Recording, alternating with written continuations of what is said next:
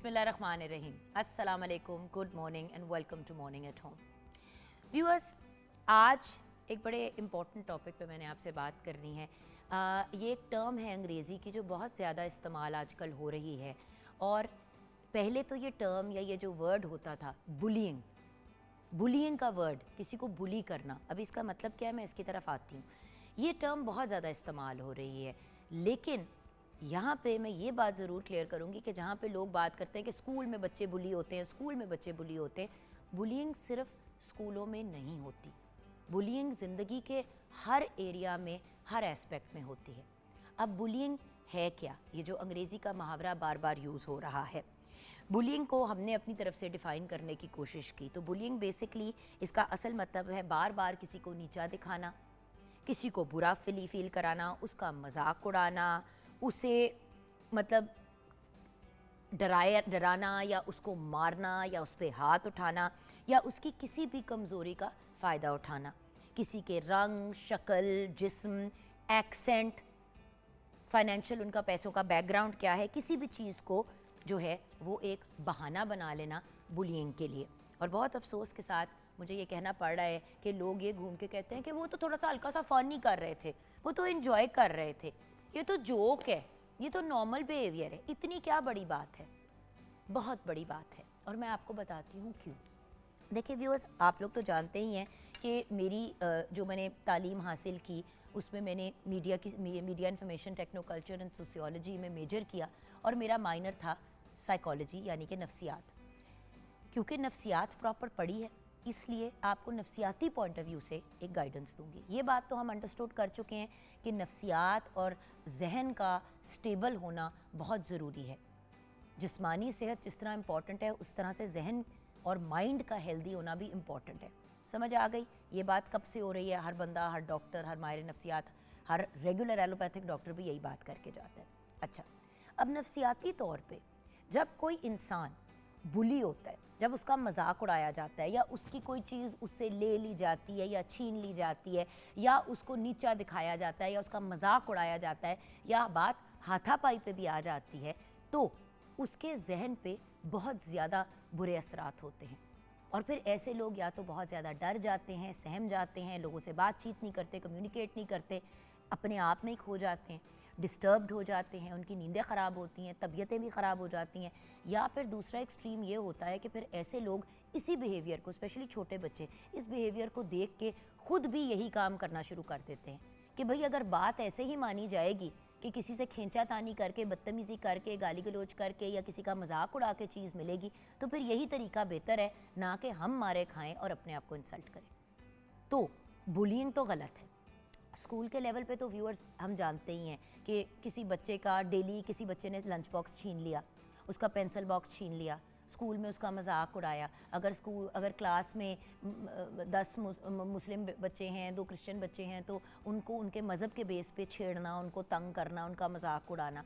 मैंने बड़ी दफ़ा ये देखा है कि अगर कोई फॉरेनर किसी स्कूल में पढ़ रहा है, जिस तरह बहुत से हमारे पास ऐसे लोग हैं जो चाइना से पाकिस्तान शिफ्ट हुए हैं क्योंकि पाक चीन दोस्ती के बेस पे, टर्की के बहुत से लोग जो है पाकिस्तान अपनी फैमिलीज़ के साथ शिफ्ट हो रहे हैं। अब उनके बच्चे अगर स्कूल में पढ़ रहे हैं, उर्दू उनको नहीं बोलनी आती, उनका एक्सेंट ज़रा मुख्तलिफ है बाकी पाकिस्तानी बच्चों से, तो उनका मजाक उड़ाना, उनको छेड़ना, उनको तंग करना, मतलब बच्चे को पकड़ के बाथरूम में ले जाना, उसकी पैंट उतार देना, उसका मजाक उड़ाना, उसकी अजीबोगरीब हालतों में तस्वीरें खींच के वायरल कर देना, तो ये तो स्कूल की हद तक बुलिंग हो गई। एक और बुलिंग होती है जो स्कूल के अंदर ही होती है, और वो है जब टीचर किसी बच्चे के पीछे पड़ जाती है। अगर किसी बच्चे की कोई बात या वटेवर, नॉर्मल नफ्सियात की बात है, करना तो नहीं चाहिए, और ये है भी बड़ी नेगेटिव चीज़। किसी भी टीचर को बच्चे को बुली नहीं करना चाहिए, लेकिन टीचर्स भी बुली करते हैं। मेरे अपने साथ हो चुके हैं व्यूअर्स।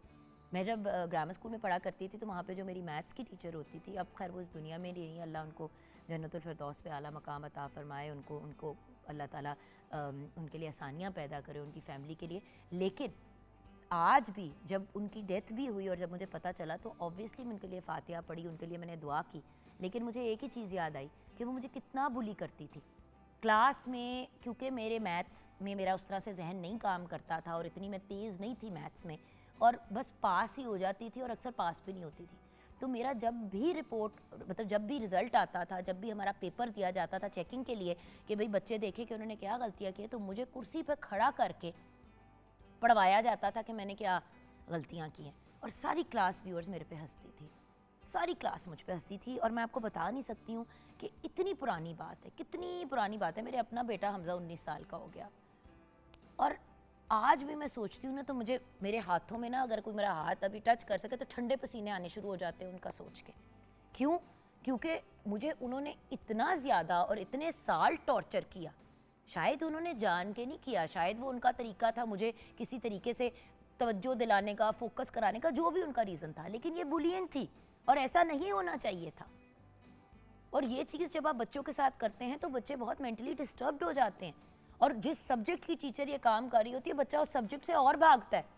तो पहले जो मैं थोड़ा बहुत पास भी हो जाती थी वो भी नहीं, क्योंकि जैसे ही टीचर बोलना शुरू करती थी मेरा दिमाग शां शां करना शुरू हो जाता था। और जैसे वो एक अक्रॉस द बॉर्डर की फिल्म थी तारे ज़मीन पे, कि बच्चे को समझ ही नहीं आ रही कि हो क्या रहा है, वो अपनी दुनिया में चला जाता है। मेरे साथ यही होता था। इसीलिए जब फिल्म मैंने देखी तो रो रो के मेरा बुरा हाल हुआ कि यार ये मेरा पूरा बचपन ऐसे ही गुजरा, 2-3 सब्जेक्ट्स के टीचर्स ने मेरे साथ यही किया। सो व्यूअर्स, ये तो मेरा पर्सनल एक्सपीरियंस हुआ। अब ये टीचर के पॉइंट ऑफ व्यू से आपके साथ बात शेयर की, बच्चों का भी आपको बताया। अब दफ्तरों में काम पे भी मैंने बुलियिंग देखी है। मेरे अपने पास एक ऐसा शख्स ने काम पे, मैं ऑब्वियसली शेयर नहीं करना चाहूँगी कौन क्या, बिकॉज ऑब्वियसली बात को आपने बढ़ाना नहीं है, लेकिन मेरे पास एक शख्स ऐसा आया जिनके जो जो जो मेरे पास जॉब पे आए। मैंने उन्हें कहा कि भाई तुम इतनी देर से काम कर रहे हो, तुम्हारे पास अपनी गाड़ी क्यों नहीं है? तो फिर उसने मुझे बताया कि जी आप ही, मेरे पास गाड़ी होती थी। मैंने जब जिस पिछली जगह पे मैं काम कर रहा था वहाँ पे मेरे पास गाड़ी थी, मैंने गाड़ी खरीदी। वहाँ पे एक बंदा था जो मेरा कॉलीग था, जो किसी न किसी बहाने से मेरे से गाड़ी प्यार मोहब्बत से लाड प्यार में ले लेता था, कभी किसी काम के लिए, कभी किसी काम के लिए। फिर वक्त ऐसा आया कि हमारी दोस्ती बढ़ी, तो उसने फिर पूछना भी छोड़ दिया, बस हाथ से चाबी पकड़ के निकल जाता था। और एक टाइम ऐसा आया कि 2-3 महीने के लिए गाड़ी ली और वापस ही नहीं की। और जब फाइनली उस बेचारे ने मिन्नत तरला करके लोगों को इन्वॉल्व करके उसे कहा कि भाई वापस करो मेरी गाड़ी, तो जब गाड़ी दी तो वो इतनी बुरी हालत में दी, इतनी बुरी हालत में, वो पहले यूज्ड गाड़ी थी, वो इतनी बुरी हालत में दी कि वो ना चलने जोगी थी, वो लिटरली पहुंचाई गई वहां पे टो ट्रक से। और वो गाड़ी की हालत इतनी ख़राब थी कि वो इस्तेमाल के काबिल ही नहीं थी। यानी कि उस बेचारे का लाखों का, मिलियंस का बच्चे का नुकसान भी किया, उसे बुली भी किया, और फिर बाद में उस बेचारे को बुरा भला भी कहा काम की जगह पे कि देखो इसने मेरे साथ कितनी ज्यादती की। सो बात यह है कि ये भी बुलियिंग है। जब हमारी दोस्तियां होती हैं और हमारे फ्रेंड्स में कोई एक ऐसा फ्रेंड है, कोई ऐसी सहेली है जो हर वक्त हमारे साथ मतलब जो है ना कि बदतमीजियां भी कर रही है, मजाक भी उड़ा रही है, डिमांड्स भी कर रही है, और बेसिकली एक ग्रुप लीडर बन के हर बंदे पे चढ़ाई कर रही है, तो व्यूअर्स ये भी बुलियिंग है। जब एक भाई बहनों के ऊपर रोब झाड़ता है, उनको डांटता है और बार बार उनको वो मतलब उनको टॉर्चर करता है और उनको कहता है कि तुम ये नहीं कर सकती, वो नहीं कर सकती, माँ बाप नहीं कह रहे, भाई करी जा रहा है, तो वो भी बुलियिंग है। किसी भी किस्म की बुलियिंग व्यूअर्स गलत है और इसको अवॉइड करना चाहिए, और इस चीज़ का आगाज़ अपनी ज़ात के साथ करना चाहिए कि कहीं हम किसी को बुली तो नहीं कर रहे। व्यूअर्स, मैं भी बहुत ज़्यादा, हद से ज़्यादा मजाक किया करती थी, कभी किसी चीज़ पे छेड़ दिया, कभी किसी चीज़ पे छेड़ दिया, मुझे लगता था मैं बहुत फ़नी हो रही हूँ। मैंने उस चीज़ को अपना बहुत कम कर दिया, टू अ पॉइंट वेयर लोग मुझे कहते हैं कि तुम तो अब छेड़ाछाड़ी नहीं करती, क्योंकि मुझे एहसास हुआ कि ये बात गलत है। यंगर ईयर्स में आप लोग बहुत सी बातें कह जाते हैं और कर जाते हैं, आपको लगता है आप मजाक कर रहे हैं, लेकिन अगला बंदा, अब जैसे कि अगर बॉस है, वो अपने जो एम्प्लॉई है उसके साथ मजाक कर रहा है और उसको छेड़ रहा है और 10 लोगों के सामने कह रहा है और तेरी पैंट तो तेरे साइज की नहीं है, वो तो तेरे टखनों तक चढ़ी हुई है, और तेरे तो, और ये तुमने बेल्ट क्या पहनी हुई है, तुम्हारे तो जूते भी नहीं मैच कर रहे, तुम्हारी तो बेल्ट भी नहीं मैच कर रही। वो मजाक उड़ा रहा है उस बंदे का। अब वो उसके पास काम करता है, क्या वो इस पोजीशन में है कि वो कुछ कहे उसको? वो अपने बॉस को कह सकता है कि चुप करें, या क्या बोल रहे हैं आप, या मेरे कपड़ों से आपका क्या ताल्लुक है, आपको तो काम से गर्ज होना चाहिए? नहीं कह सकता, क्योंकि जिस दिन उस बंदे ने ये बात की उसको नौकरी से निकाल दिया जाएगा। तो ये बुलियिंग है कि आप एक ऐसी पोजीशन में हैं जहां आप पोजीशन ऑफ पावर में, आप अगले बंदे का एक तरह से फायदा उठा रहे हैं कि वो आपको जवाब नहीं दे सक रहा या जवाब नहीं दे रहा, तो ये भी बुलियिंग है।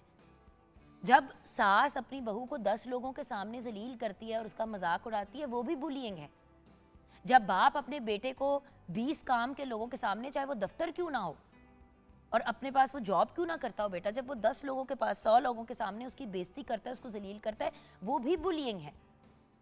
हाँ, अगर कोई इंसान गलत काम कर रहा है, उसको रेप्रिमांड करना, उसको सिखाना, उसको गाइड करना, ये बड़ी इंपॉर्टेंट चीज़ है। हर सीनियर को, हर बड़े को, हर बंदे को करना चाहिए। लेकिन उस सिखाने में अगले को जलील नहीं करना, अगले की इज्जत नफ्स को नहीं मजरू करना, उसको इतना नहीं तंग करना कि अगले बंदा जहनी तौर पे एक मेंटल पेशेंट बन जाए। और व्यूअर्स, ये 1-2 दफ़ा करने से नहीं होता। जो लोग करते हैं वो बार बार करते हैं और इतना करते हैं कि अगला बंदा मेंटली डिस्टर्ब्ड हो जाता है। आपने देखा होगा जो बहुत रोब वाले और चीखने वाले और गाली गलोच वाले बाप होते हैं, उनके बेटे भी इसी तरह या तो बदतमीजियां करते हैं या फिर बिल्कुल ही मुंह से उनकी आवाज़ नहीं निकलती, क्योंकि वो इतने सहम चुके होते हैं। सो बुलियिंग के प्रॉपर साइड इफ़ेक्ट्स हैं और इस चीज़ को हमें अवॉइड करना चाहिए एट ऑल कॉस्ट। अपनी ज़ात से शुरू करना चाहिए। और अगर आप कहीं पे बुलियिंग फेस कर रहे हैं, HR के डिपार्टमेंट से बात करें। अगर सहेलियों में हो रहा है तो सब फ्रेंड्स बैठ के उस दोस्त से बात करें कि यार इतनी पुरानी दोस्ती है, ये वाली तुम्हारी चीज़ जो है ना बहुत हर्ट कर जाती है, ना किया करो। गुफ्तगू करें, कम्युनिकेशन करें। अगर कोई बच्चा टीचर के हाथ बुली हो रहा है तो फिर जाएं और प्रिंसिपल से बात करें और उनकी नॉलेज में इस चीज़ को लेके आएँ, क्योंकि व्यूअर्स ये चीज़ें बहुत प्रॉब्लमेटिक होती है। और अगर आपका बच्चा दूसरे बच्चों को बुली करता है तो अपने बच्चे को गाइड करें, और अगर माहिर नफ्सियात के पास भी ले जाना पड़ता है तो लेके जाएं ताकि वो ये गलत आदत छोड़े और दूसरे बच्चों को तकलीफ ना दे। ये बड़ी इंपॉर्टेंट चीज़ है, ये हम सब की रिस्पॉन्सिबिलिटी है एज ह्यूमन बीइंग्स। आइए शेफ़ सैयदा नूर हैदर की तरफ अपनी अटेंशन को डाइवर्ट करते हैं। अस्सलाम वालेकुम शेफ़। वालेकुम सलाम, कैसी हैं? बिल्कुल ठीक। अब शेफ़ नूर, बुलियिंग, हम लोग अक्सर बुलियिंग की बात करते हैं या छेड़ने की बात करते हैं या तंग करने की बात करते हैं, लेकिन कभी कभी ये बड़ी एक्सट्रीम पे चली जाती है बात। आपने बहुत अच्छे पॉइंट आउट किए हैं, और जितनी भी बातें आपने की हैं ना, लोग ऐसा करते हैं, लोग ऐसा करते हैं। और लोग, आप कहती हैं ना कि समझाना चाहिए, लेकिन लोग नहीं समझाते। वही वाली बात है कि आपके वो अगर वो कर भी रहा है ना, तो वो कभी अगर अकेले में भी मिलेगा ना, मैंने बहुत से लोग देखे हैं। माँ बाप कितने खुश होते हैं। हाँ। यार आज मेरा बेटा 2 टिका के आया है। हाँ जी, बिल्कुल। मेरी बेटी ने आज फलां को जाके चपेट लगा दी। हाथ उठाना गलत है। ये आप उनको प्रमोट कर रहे हैं कि आप करेंगे बेसिकली काम। बच्चों को ये सिखा रहे हैं जी कि अगर बात आपके हिसाब से या मिजाज से नहीं चलती तो आप मारे। तो मारना तो गैर कानूनी चीज है। आज आप छोटे बच्चों को ये चीज सिखाएंगे, जब वही बच्चा 18 साल की उम्र पे हाथ तो वो यही करेगा, तो FIR कटेगी और वो बच्चा जेल जाएगा। वही करेगा। सही कह रही हैं, ऐसा नहीं करना ये चाहिए। फखर करने वाली बात फखर करने वाली बात नहीं है। कि आपका बच्चा गुंडा है या आपकी बेटी जो है वो गुंडों की तरह लोगों के साथ डील करती है। हमने बैलेंस में लेके चलना है। बिल्कुल, तमीज़ और तमीज़ के दायरे में और के रिस्पेक्ट के दायरे में, और ये चीज़ें जो हैं पेरेंट्स को समझानी चाहिए बच्चों को। और टीचर जो है, टीचर को भी, ये आपकी बात सुन के मुझे भी बड़ा थोड़ा सा दुख हुआ कि टीचर्स को भी ऐसे नहीं करना चाहिए कि आपको अगर कोई प्रॉब्लम है तो आप अलग से बुलाएं। बच्चा ना एक लेवल की इंटेलिजेंस का नहीं होता जी। अब आप मेरी अगर IQ टेस्ट करें, जो मेरी 2-3 दफ़ा मामा ने टेस्ट करवाई क्योंकि वो परेशान थी कि इसको क्या प्रॉब्लम है जी। IQ मेरी बहुत हाई है अल्हम्दुलिल्लाह, average, I am above average IQ। Interesting बात है, लेकिन मैथ्स में दिमाग नहीं चलता।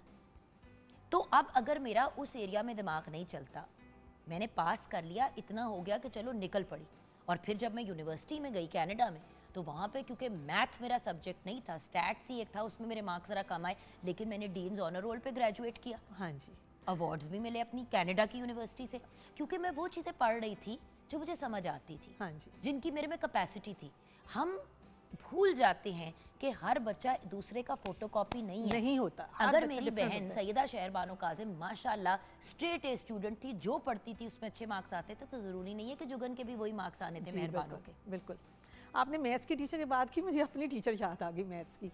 वो तो प्रॉपरली मारती होती थी पकड़ के, और नहीं करना चाहिए। बस हम यही कहेंगे कि मार नहीं, प्यार भाई। ना माँ बाप को बच्चों पे हाथ उठाना चाहिए, ना टीचर्स को उठाना चाहिए। ये तो फिर अगला लेवल है बुलियिंग का, ये तो फिर गैर कानूनी चीज हो जाती है। सो एक तो बुलियिंग है और एक है कानून के खिलाफ जाना। हाँ जी। अच्छा, आज किचन में क्या बन रहा है? आज हम बहुत बच्चों की इतनी बातें हो रही हैं। जी, आज हम बच्चों के पॉइंट ऑफ व्यू से 3 बहुत ही अच्छे स्नैक्स बना रहे हैं, जो कि उनके लंच बॉक्स के लिए भी और उनके जो है वो हाई टी के लिए भी हमारे जो हैं वो हम इसको सर्व कर सकते हैं। तो मैं आपको रेसिपी बोल देती हूँ। हम बना रहे हैं जी, सबसे पहले चिकन ड्रम स्टिक्स, और उसके बाद बनाएंगे बारबेक्यू हनी विंग्स, और उसके बाद बनाएंगे जी फिंगर क्रिस्पी चिकन। तो पहले मैं ड्रम स्टिक्स की रेसिपी बोल देती हूँ जी। ड्रम स्टिक्स हमें चाहिए जी 10 अदद chicken leg piece. Lemon juice चाहिए हमें 2 खाने के चम्मच। हरी मिर्च बिल्कुल बारीक चॉप की हुई 2 अदद। प्याज जो है वो आधा कप चाहिए चॉप किया हुआ। लहसुन चॉप किया हुआ 2 खाने के चम्मच। अदरक चॉप किया हुआ 2 खाने के चम्मच। नमक हस्बे जायका। कुटी हुई लाल मिर्च 1 चाय का चम्मच। कॉर्नफ्लावर 150 ग्राम। चिकन पाउडर 2 चाय के चम्मच। काली मिर्च फ्रेश पिसी हुई 1 चाय का चम्मच। अंडे अगर छोटे हैं तो 3 डाल दें, अगर बड़े हैं तो 2 डाल दें। ये अंडे आप उसको देख के डालेंगे अपने। और पार्सले 2 खाने के चम्मच और तेल फ्राई करने के लिए है जी। चिकन को हमने सबसे पहले ड्रम स्टिक्स को हमने सिरके और नमक वाले पानी में डालकर हमने आधे घंटे के लिए उसको डिप कर देना है, ताकि वो अंदर से टेंडर हो जाए और हमारा जो चिकन है वो आराम से हमारा जो है हल्का हल्का कट्स भी लगाएंगे उस पे। हाँ। नहीं, फिर हम चिकन को जो है वो निकालेंगे, ड्राई करेंगे और पूरे लेग पीस से हम जो है वो चिकन में दिखा दूँ जी जी प्लीज जी के लेग पीस से हमने ये चिकन को नीचे उतार दिया, गोश्त को पूरा सिर्फ नीचे उतारा है। हाँ जी, इसको हाँ। हड्डी के साथ ही ये लगा हुआ है। और उसके बाद हमने बारीक बारीक इसकी छोटी छोटी स्ट्रिप्स काट दी है। और फिर जब आप इसके ऊपर उसको प्रॉपर इसका बैटर बना के जब लगाएंगे, हाँ जी, तो ये फिर तो बड़े मजे की क्रिस्पी भी हाँ बनेगी और वैसी बनेगी जैसे आप चाइनीज रेस्टोरेंट से खाते हैं। जी, ये वो नहीं से सीखा था। वो वहीं से सीखा था। परफेक्ट। अच्छा, दूसरी रेसिपी। अच्छा जी, तो और फ्राई, क्योंकि ये ऑलरेडी ये वाली ड्रम स्टिक्स कुक्ड है। नहीं, ये कच्ची है। ये अभी कच्ची है। ये बिल्कुल कच्ची है। इसको हम एक दफ़ा फ्राई करेंगे और जब फ्राई करेंगे तो हम इसमें फोक डालेंगे ताकि हमारा ऑयल गरम अंदर चले जाए और अंदर से बिल्कुल टेंडर हो जाए। लेकिन वो अंदर ऑयल अब्जॉर्ब नहीं करेगी, सिर्फ पकाना है। और इसके बाद इसको निकाल लें और जब सर्व करना हो तो एक दफ़ा रीफ्राई करें। एक दफ़ा रीफ्राई कर दें तो उससे क्रिस्पीनेस भी आ जाएगी और पूरी तरह कुक भी हो जाएगा। बिल्कुल। कुछ लोग बॉईल करके ना फिर ड्रम स्टिक्स के अंदर वो चीज़ें वगैरह करते हैं, लेकिन होता ये कि वो फ्लेवर नहीं आता। उस तरह कर रहे हैं तो ऑब्वियसली डबल फ्राई करने की जरूरत नहीं है। लेकिन अगर आप फेमस रेस्टोरेंट है लाहौर का, ये उनकी उसकी रेसिपी है। चलें जी, फिर तो मैंने खानी है और ऑनरी खानी है। सबसे पहले मुझे आपने ये खिलाना है। बारबेक्यू हनी विंग्स के लिए हमें चाहिए जी चिकन विंग्स चाहिए हमें 1 किलो। नींबू का रस 3 खाने के चम्मच है। कुटी हुई सुरख मिर्च 1 चाय का चम्मच। सुरख मिर्च पाउडर 1 चाय का चम्मच। लहसुन पाउडर 1 चाय का चम्मच। अदरक पाउडर 1 चाय का चम्मच और नमक हस्बे जायका। इसको हम चिकन को ये चीज़ें लगा के इसको भी पहले विनेगर और नमक वाले पानी में डाल के इसको आधा घंटा या घंटे के लिए डिप कर देंगे। फिर स्ट्रेनर में डाल के इसको पानी स्क्वीज़ हो जाएगा, इसको ड्राई करके और हमने इसको मैरिनेट कर लिया है। ठीक है जी। अब इसी में हम डालेंगे जी अंडे। छोटे हैं तो 2, बड़े हैं तो 1 अंडा डाल दें। और अंडा डाल के बीच में हम डालेंगे जी इसके कॉर्नफ्लोर डालेंगे हम इसमें 1 कप, आधा कप, ये अपनी जितनी 1 कप कॉर्नफ्लोर डालेंगे और 3/4 जो है वो मैदा डालेंगे। और अंडे जो है 2 से 3 अदद, छोटे हैं तो वो 2 डाल दें और बड़ा है तो 1 डाल दें। आप थोड़ा सा इस पे वैसे अगर उसकी जगह कॉर्नफ्लावर की जगह राइस फ्लावर भी डाल देते हैं ना तो क्रंच अच्छा आ जाता है। क्रंच अच्छा आता है, लेकिन इसका भी अब देखिए क्योंकि हमने इसको सॉस में डालना है बाद में। सॉस में हाँ जी।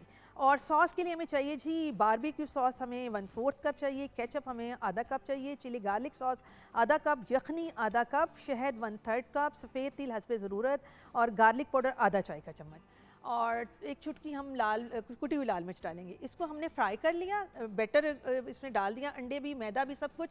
और उसके बाद एक एक विंग्स निकाल के हमने ड्राई मैदे में रोल करने हैं। वो आपका बहुत अच्छा सा वो ना इसके अंदर वो क्रम्स आ जाएंगे। जब आप फ्राई करेंगे तो फिर आप उसके बाद उसको जो है ना आप सॉस बनाएंगे, सारी चीज़ें डाल के इसको पकाएंगे और उसके बाद सॉस में डाल दें। और तीसरा हमारा है जी फिंगर क्रिस्पी चिकन। इसकी जो हमने स्ट्रिप्स काटे हैं। तीनों रेसिपीज व्यूअर्स लंच बॉक्स के लिए बड़ी आइडियल है। आप लोग बार बार पूछ रहे हैं लंच बॉक्स, तो ये 3 डिफरेंट वेरिएशंस आपको दे रहे हैं घर पे बनी हुई चीज़ों की, जो आप बना के बच्चों के लंच बॉक्स में डाल सकते हैं। जी हम फिंगर शेप में काटेंगे इसको और फिंगर शेप में काट के इसको, और इसमें तिक्का मसाला, सुरख मिर्च पाउडर, कुटी हुई लाल मिर्च पाउडर अपने मुताबिक भी आप डाल सकते हैं, टेस्ट के मुताबिक। और मस्टर्ड पेस्ट जो है वो डालनी है। नमक हस्बे जायका। नींबू का रस 1 खाने का चम्मच। बेकिंग पाउडर आधा चाय का चम्मच। काली मिर्च आधा चाय का चम्मच। सफ़ेद सिरका 2 चाय का चम्मच। और ये डाल के आपने इसको मैरिनेट किया। फिर आपने इसको मैदे में रोल किया और फिर अंडे में डिप करके और क्रम्स लगा के इसको आपने फ्राई कर लिया। अमेजिंग। तो ये देखें 3 अमेजिंग रेसिपीज़, तीनों जो अभी हम आपको इधर ही यहाँ पे तैयार करके दिखाएंगे। आज हम शेफ़ नूर के किचन की तरफ नहीं जाएंगे क्योंकि ब्रेक के बाद आज ना व्यूअर्स एक्चुअली हमारे साथ 2 डिफरेंट ब्रिलियंट हाई अचीवर्स हैं। तो अभी ब्रेक के बाद एक ऐसी पर्सनालिटी से मुलाकात कराएंगे जिन्होंने बहुत सी स्पोर्ट्स खेली हैं। He is basically a wheel chair athlete और इनको पोलियो हुआ था और इनकी बड़ी ही इंस्पिरेशनल कहानी है। ब्रेक के बाद मुलाकात करते हैं आसिफ गुल अब्बासी से।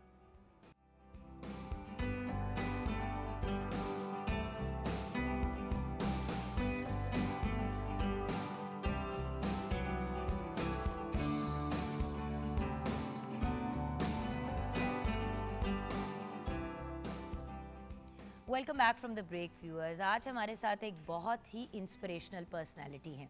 आज हमने प्रोग्राम का आगाज़ किया बुलिंग की बात करके कि डिफरेंट चीज़ों पे इंसान को छेड़ा जाता है। किसी की अपीयरेंस के ऊपर छेड़ेंगे, किसी के रंग के ऊपर, किसी के बाल नहीं है तो कम बालों के ऊपर, कोई अगर खुदा न खास्ता व्हील चेयर में है या डिफरेंटली एबल्ड है तो उनका उस जो भी चीज़ है, जो भी जिस चीज़ की वजह से वो डिफरेंटली एबल्ड है उस पर मजाक उड़ाना। फिर दफ्तरों में बुलिंग, हर तरह की बुलिंग होती है। लेकिन जब इंसान डिफरेंटली एबल्ड हो, ऑलरेडी एक तरह से लाइफ में चीज़ें आपके हिसाब से या नॉर्मल बच्चों के हिसाब से नहीं चल रही होती, फिर उसके अंदर अपने आप को तालीम याफ्ता करना, और ना सिर्फ तालीम याफ्ता करना, अपने आप को उस लेवल पे लेके आना कि आप इंटरनेशनल लेवल पे अपने मुल्क को रिप्रेजेंट करें और आप एक एथलीट बन जाएं, इवन दो आप व्हील चेयर में हैं, ये बहुत बड़ी बात है। तो आज एक ऐसी इंस्पिरेशनल पर्सनालिटी हमारे साथ है, क्योंकि व्यूअर्स जैसे कि आप जानते हैं पोलियो से रिलेटेड हमने लास्ट वीक भी बात की, फिर कल हमारे साथ मोहसिन नवाज़ और उनकी वाइफ थे वो पोलियो सर्वाइवर, तो आज भी हमारे साथ एक पोलियो सर्वाइवर ही हैं। और यहाँ पे ये बात भी ज़रूर याद कराऊंगी कि कितना ज़रूरी है कि पोलियो के कतरे हर बच्चे को 5 साल से कम उम्र के पिलाने चाहिए, और पोलियो के अब इंजेक्शंस भी गवर्नमेंट ने अवेलेबल कर दिए हैं, वो भी लगाए जाएंगे। प्लीज़ प्लीज़ प्लीज़, ये ईज़िली अवॉइडेबल बीमारी है और ये एक ऐसी कंडीशन है जिसके साथ फिर सारी ज़िंदगी आपको जीना पड़ता है अगर आपको हो जाए तो। सो प्लीज़ पोलियो के कतरे ज़रूर पिलाएं अपने बच्चों को। हमारे साथ हमारे बहुत ही फिनोमिनल पर्सनैलिटी, कोच की बात करें तो इनके क्रेडेंशियल्स अनलिमिटेड है। अगर इनकी बात करें एज एन एथलीट तो माशाल्लाह first Pakistani wheelchair tennis player to win 3 ITF international tournaments. Achievements की अगर achieved career best ITF world ranking number 82, highest ever किसी भी Pakistani wheelchair tennis player के लिए। 2 time champion, play your way to Wimbledon wheelchair tennis tournament 2023 and 2025 में आपने participate किया। मतलब बेसिकली आप ये देखें कि ना सिर्फ खेला बट चैम्पियन भी बने और जीते भी और अवार्ड्स भी लेके आए और अपने आप को इंटरनेशनल रैंकिंग में भी लेके आए। Winner of 23 out of 24 UK national series tournaments since April 2017। माशाल्लाह पाकिस्तान को आपने रिप्रेजेंट किया 4 वर्ल्ड टीम कप क्वालिफायर्स में। ब्रॉन्ज मेडल भी आपने जीता 2024 में श्रीलंका में। खैर, इनसे मुलाकात कर लेते हैं, इनके क्रेडेंशियल्स की। ये तो सिर्फ इनकी अचीवमेंट्स एज एन एथलीट, अभी कोचिंग की इनकी अनलिमिटेड क्वालिफिकेशंस हैं, और सिर्फ टेनिस में नहीं बल्कि बास्केटबॉल में भी और क्रिकेट में भी, क्योंकि ये स्पोर्ट्स भी इन्होंने खेले हैं। हमारे साथ हैं द ब्रिलियंट आसिफ गुल अब्बासी। अस्सलाम वालेकुम आसिफ भाई। वालेकुम अस्सलाम। बहुत शुक्रिया आपका मुझे इस प्रोग्राम में मदद करने का। और जैसे कि आप बात कर रही थी पोलियो सर्वाइवर, और आप इसकी कैंपेन भी चल रही है, तो मेरा एज अ पोलियो सर्वाइवर यही पैगाम है जो आपका पैगाम है कि जी प्लीज़ अपने बच्चों को पोलियो के कतरे पिलाएं और उनको इस महलिक जो डिसेबिलिटी है इससे बचा लें। लेकिन मैं अपने बताऊंगा कि मेरे साथ आपकी कहानी कहाँ से शुरू होती है? जी, मेरी कहानी शुरू होती है जब मुझे 2-2.5 साल में बहुत ज़्यादा शदीद बुखार हुआ। मेरी वालदा ने बताया कि जी मेरी पहले तो मैंने ये जंग लड़ी कि मैं उस मौत की कश्मश ज़िंदगी की कश्मश से निकला, और जब मैं चलने के काबिल हुआ तो उनको रियलाइज़ हुआ कि मेरे में राइट साइड जो है वो कमज़ोर है, और वो यानी कि उनको उस वक्त पता नहीं चला कि आपको पोलियो का अटैक हुआ है। तो वो ये समझते थे कि बुखार हुआ है और मेरी हालत ख़राब हो थी। जाता है और जी। मतलब छोटे बच्चों को, जी, और जब हम लोग छोटे थे तब सिचुएशन बड़ी मुख्तलिफ बिल्कुल थी। ये बात उस वक्त नहीं पता चला, लेकिन फिर रियलाइज़ हुआ कि जी कमी है। तो वो चलने में उन्होंने बड़ी कोशिश की कि मसाज वगैरह करें, लेकिन जब पोलियो का एक दफ़ा अटैक हो जाता है तो वो पैरालाइज़ कर देता है आपको। मैं खुशकिस्मत रहा था कि मुझे एक टांग पे हुआ। कुछ हालात में ऐसा होता है कि दोनों टांगें, हत्ता के बाजू भी जो हैं वो इसका शिकार हो जाते हैं। तो खैर वो ज़िंदगी ऐसे आगे बढ़ी। तो जब मैं 8 साल का हुआ तो वो बच्चा जो 8 साल की उम्र में चलता था, गिर जाता था, चलता था, गिरता था, और अल्लाह पाक ने ऐसा एक इंसिडेंट करवाया कि मुझे रियलाइज़ हुआ वो मोमेंट जब मुझे PE टीचर्स ने स्कूल ने कहा कि उसको तुम नहीं तो बैठ जाओ। नहीं, उसने ये कहा कि क्योंकि उसमें थोड़ा सा चल लेता था लेकिन ऐसा चल नहीं सकता था, तो उसने समझा कि शायद PE है तो सबको दौड़ लगवा दें। तो उसने कहा तुम भी आओ, दौड़ के जाओ, उस दीवार को हाथ लगा के आओ। तो मैं अपनी कोशिश कर रहा था, मुझे नहीं पता था कि मेरे साथ इस तरह डिसेबिलिटी है। तो मैं गिरा, 2 दफ़ा गिरा, लेकिन खैर मैं रोता हुआ दीवार को हाथ लगाया, वापस आया। वो मोमेंट थी जब मुझे रियलाइज़ हुआ कि अब मैं दूसरे बच्चों की तरह नहीं हूँ, मेरे में कमी है। तो लेकिन वहाँ पे एक मुझे हौसला हुआ कि मैं इस तरह नहीं रहूँगा। कि मुश्किल तो हुआ, लेकिन मैंने दीवार को हाथ लगाया, मैं 2-3 दफ़ा गिरा, मैंने हाथ लगाया और मैं वापस पहुंच भी गया। वापस आप पहुँच और गए। आसिफ भाई, यही तो सबसे बड़ी बात है जो हमने अपनी यंग जनरेशन को सिखानी है कि बेटे गिव अप नहीं करना। एग्जैक्टली। आपके अंदर की आवाज़ बोली कि चल उठ जा वापस, उठ जा वापस। लोगों में ये आवाज़ पैदा होती है कोई 25, 26, 30 साल की उम्र पे, जब कोई बुरा इंसिडेंट होता है तो। जी जी। आपको जल्दी हो गया। मुझे जल्दी हो गया और फिर उसके बाद में ऐसा हुआ कि मैं फिर हर स्पोर्ट्स में हिस्सा लिया, स्कूल में हर स्पोर्ट्स में हिस्सा लेना शुरू किया। क्रिकेट होती थी क्रिकेट में, हॉकी होती थी हॉकी में, तो फुटबॉल जब होती थी तो मैं गोलकीपर बन जाता अच्छा, था। घर वाले क्या कहते थे? जाहिर है, क्योंकि घर वाले भी सोचते होंगे कि ऑलरेडी चलने में दिक्कत है, ये क्या कर रहे हैं। जी लेकिन मुझे मैं बड़ा खुशकिस्मत इसलिए रहा कि मुझे मेरे माँ बाप ने ये महसूस ही नहीं होने दिया कि मेरे में कोई कमी है। वो बड़े सपोर्टिव उन्होंने कहा करो करो उन्होंने निकलो, हाँ वो बहुत सपोर्टिव थे। छुपाया नहीं घरों छुपाया में। नहीं बैठाया भी नहीं, बल्कि मैं तो गर्मियों में ऐसा होता था कि मैं चुप करके निकल जाता था और क्रिकेट खेलने मैदान में चला जाता था और कि कुछ ना कुछ करना है। लेकिन उस वक्त आसिफ भाई बुलिंग का सामना किया, वो क्योंकि देखे ना, अब आप स्पोर्ट्स खेलना चाह रहे हैं, 8-9 साल के बच्चे को ये तो पता है कि मैं डिफरेंट हूँ, लेकिन उसको ये तो नहीं पता ना कि दूसरे लोग और स्पेशली यंग बच्चे उसी उम्र के किस किस किस्म की बातें कह जाते हैं और कर जाते हैं, खिलाते नहीं है साथ। जी जी।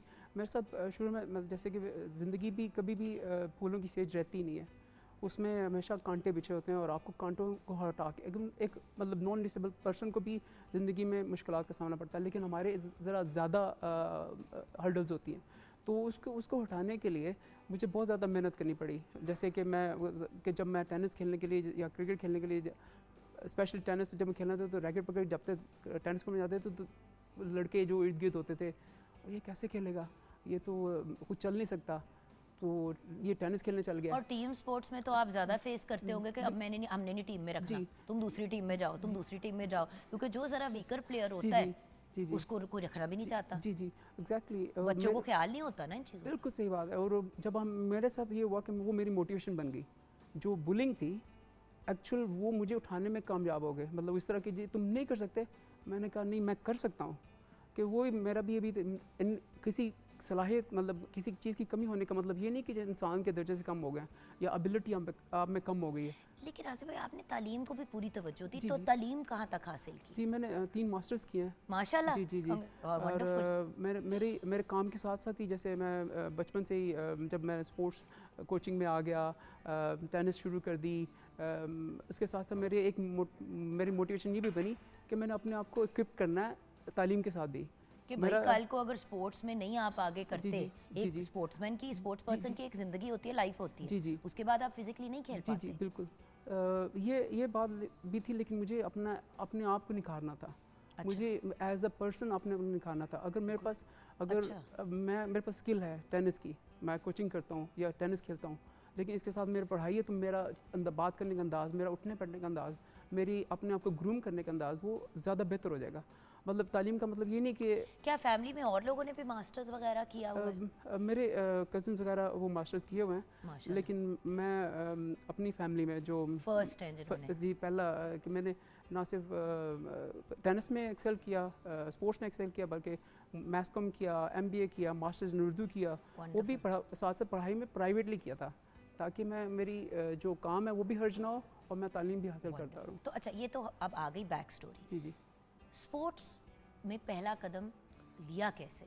देखो, खेलना चलो कोई 2-4 दोस्त यार बन गए, उन्होंने साथ खिला लिया, उन्होंने अंडरस्टैंड किया कि he is in a wheelchair, no problem, लेकिन उसके बाद उसको एक प्रोफेशन बनाना और कोचिंग की तरफ आना, वो कैसे हुआ सब? ये भी एक इंसिडेंट के तौर पे ही आया था कि मेरा था कि मैं कुछ अकाउंटेंसी ये कर लूँगा, वो कर लूँगा, मैथ्स कॉम करूँगा, वो करूँगा, लेकिन 1998 की बात है कि मुझे इस्लामाबाद में मेरे कज़न वो कोचिंग करते थे F9 पार्क में, तो वहाँ पे वो उसको कहीं और जॉब मिल गई, तो उसने असिस्टेंट, मुझे आती थी टेनिस खेलनी, तो उसने कहा जी आप आ जाओ, ये जगह खाली है तो आप आ जाओ। तो फिर वो F9 पार्क से मेरा सफ़र शुरू हुआ एज अ टेनिस कोच। फिर आहिस्ता आहिस्ता उसको मैं दिन रात का मेहनत करता था। मैं तपती दोपहर 2:30 बजे का टाइम होता था और मैं अकेला जालियों के साथ खेलता था, टेनिस कोर्ट की एक जाली होती थी उसके साथ खेलता रहता था, ताकि मैं अपनी स्किल को संवार सकूं। और जब मेरी वो एक हद तक स्किल संवर गई, फिर मैंने क्वालिफ़िकेशन के लिए बाहर गया वहाँ से फिर मैंने कोचिंग की कोर्सेज़ किए, फिर वापस आया, फिर उसको डेवलप किया, फिर मुझे गवर्नमेंट जॉब मिल गई वहाँ पे। तो फिर वो उसके साथ वो भी रही, उसके साथ पढ़ाई भी साथ कर रहा था, साथ साथ क्लब की कोचिंग भी कर रहा था। तो 2017 में मुझे मैं शॉर्ट करके आगे आता हूँ, जब मैंने व्हील चेयर टेनिस जर्नी शुरू किया 2017 में मुझे यूके में जाने का मौका मिला, और वहाँ मैंने देखा जी व्हील चेयर टेनिस जो है वो बहुत आगे जा चुकी है, वो प्रोफेशनली आप लोग खेल रहे हैं उसमें।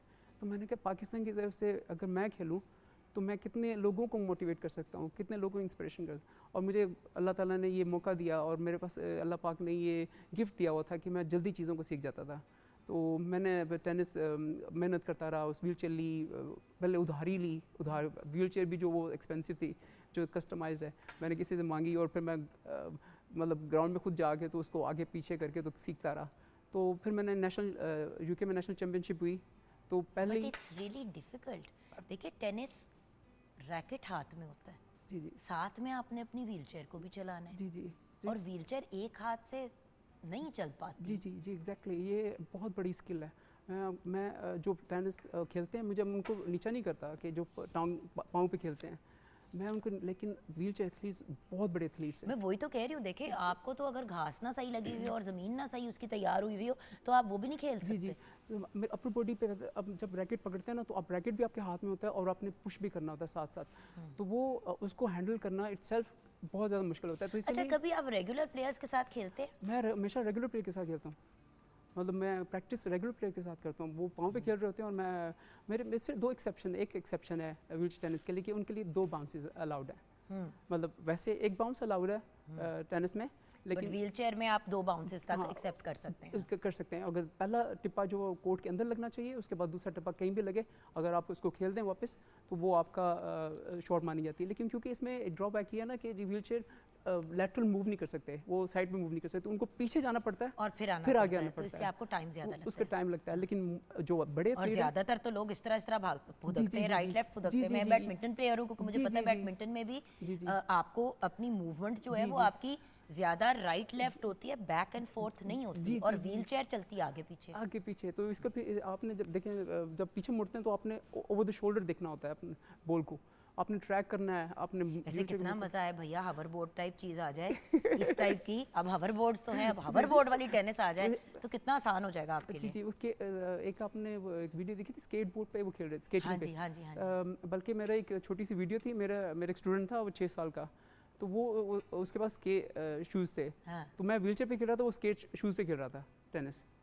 वंडरफुल। वो वीडियो बहुत ज़्यादा, मतलब क्योंकि उसे अलाउ नहीं था, उसकी माँ ने इजाज़त नहीं दी, कंसेंट नहीं दिया, लेकिन वो मैं आपको दिखाता, वो वेरी इंटरेस्टिंग वीडियो। बट वही वाली चीज़ है ना कि दुनिया में अब इनोवेशंस इतनी आ गई हैं जी कि चीज़ें इवॉल्व हो गई हैं, बट जिस स्टेज पे आपने खेला शुरू किया था उस वक्त इतनी नहीं थी, जी जी बिल्कुल। और फोकस भी नहीं था इतना on people who are differently abled. ये तो अब जाके लोगों को एहसास हुआ है, पाकिस्तान जैसा मुल्क जहाँ पे 10% अवाम, 10 से 12% हमारी अवाम डिफरेंटली एबल्ड है, किसी ना किसी को सुन नहीं सकता, कोई देख नहीं सकता, कोई व्हीलचेयर में है, तो स्पोर्ट्स हर किसी का राइट होना चाहिए खेलना। बिल्कुल, बहुत ज़बरदस्त बात आपने की कि ये राइट सबको मिलना चाहिए कि अपनी कंट्री को रिप्रेजेंट कर सकें, वो चाहे व्हीलचेयर पे हैं, चाहे वो विजुअली इम्पेयर्ड हैं, चाहे वो डेफ हैं, चाहे वो किसी भी डिसेबिलिटी का शिकार हैं, तो उनको मौके मिलने चाहिए। और मेरा ख्याल है कि इस वक्त जो है पाकिस्तान की जो गवर्नमेंट है वो काफ़ी सारे इनिशिएटिव उन्होंने लिए हैं इस स्पोर्ट को आगे ले जाने के लिए, लेकिन थोड़ा सा मुझे कॉर्पोरेट ऑर्गेनाइजेशन उनके साथ भी और गवर्नमेंट को भी थोड़ा सा इस पे थोड़ा सा फोकस करना चाहिए कि जी जहाँ डिफरेंटली एबल एथलीट्स हैं उनको सपोर्ट करें, और कॉर्पोरेट ऑर्गेनाइजेशन को आगे आना चाहिए। मतलब आप मैं अक्सर इस चीज़ पे गिला करती हूँ कि देखिए कॉर्पोरेट सेक्टर में आप जब देखें बड़े बड़े ब्रांड्स को, टेलकोज हो गए आपके, हज़ार ब्रांड्स हैं जो चीज़ें कर रही हैं, लेकिन मसला यहाँ पे आता है, not just telcos, any brand को देख लें, घी के ऐड देख लें, ये देख लें। अच्छा, आप क्रिकेट का जो सबसे पॉपुलर प्लेयर होगा आप उसको ले लेंगे। जी जी अब देखिए सिर्फ क्रिकेट पाकिस्तान में नहीं है, जी जी हॉकी हमारी नेशनल स्पोर्ट है, टेनिस में भी बहुत से लोगों ने नाम कमाया, स्क्वाश ऑब्वियसली एक वक्त पे स्क्वॉश ही हमारी पहचान होती थी। आप बॉडी बिल्डिंग, अभी ब्रेक के बाद हम एक बॉडी बिल्डर उनकी मिसेस ज्वाइन करेंगे, उनकी भी हमने स्टोरी डिस्कस करनी है, अनदर हाई अचीवर। बात ये कि आप लोग ही तो पाकिस्तान से बाहर जाके हमारा मुल्क का नाम रोशन करते हैं। जी जी, मैं ब्रिटिश ओपन पहली दफ़ा खेलने गया। अब मैं पहली दफ़ा अच्छा, उसके बाद विंबलडन का भी बताना है, मैं कभी विंबलडन नहीं गई हूँ, मेरा शौक है। जी, अब मैं आपको इनवाइट जाके वहाँ पे मैच मैं आपको इनवाइट करूँगा और आपको एक पास भी दूंगा इंशाल्लाह। मैं एज अ कोच मैं पास मिल जाते हैं तो मैं इंशाल्लाह आपको इनवाइट करूँगा। मैं अभी इस्लामुल हक से मिला हूँ, प्रेसिडेंट PTF। वो माशाल्लाह बहुत ज़्यादा रिनाउंड, उनमें बहुत ज़्यादा मैंने भैया शाम का मैंने ट्रैवल का शुरू का जो इनिशियल पीरियड है, टफ पीरियड देखा है। हर चीज़ खुद ही करनी पड़ती जी, थी। जी। हर चीज़ उसके पेरेंट्स ने और उसने खुद फंड करके की है मैनेज। जो कमाता था एक से वो फिर दूसरे में इन्वेस्ट कर देता था। और उस अब अगर इस लेवल पे पहुंचा है तो अपनी मेहनत से पहुंचा है। जी जी, 2017 से मैं पाकिस्तान को सोलली इंडिविजुअली रिप्रेजेंट कर रहा हूँ। मतलब मुझे एक मतलब व्हीलचेयर टेनिस, और मैंने जब 3 इंटरनेशनल टूर्नामेंट जीते हैं, वो उसमें जितना भी एक्सपेंसेस है सारे मेरे पे लगाए। और अल्हम्दुलिल्लाह मैं मतलब कोचिंग मेरी मेन जॉब है और मैं वहीं से कमाता हूँ, सेव करता हूँ और टूर्नामेंट खेलने के लिए जाता हूँ। भैया अब यहाँ से कहाँ, यहाँ से अब क्या सोच रहे हैं? अब मतलब आपका अब ट्रैजेक्टरी क्या है? मेरा बड़ा एम साफ है। एक, पाकिस्तान को इंटरनेशनली पैरालंपिक्स में रिप्रेजेंट करना, सही, ग्रैंड स्लैम्स में रिप्रेजेंट करना, और पाकिस्तान का इमेज और झंडा वहाँ पे लेके जाना कि सारी दुनिया देखे कि उस 25-26 करोड़ के अवाम में से उन लोगों ने अपना एक एम्बेसडर भेजा है।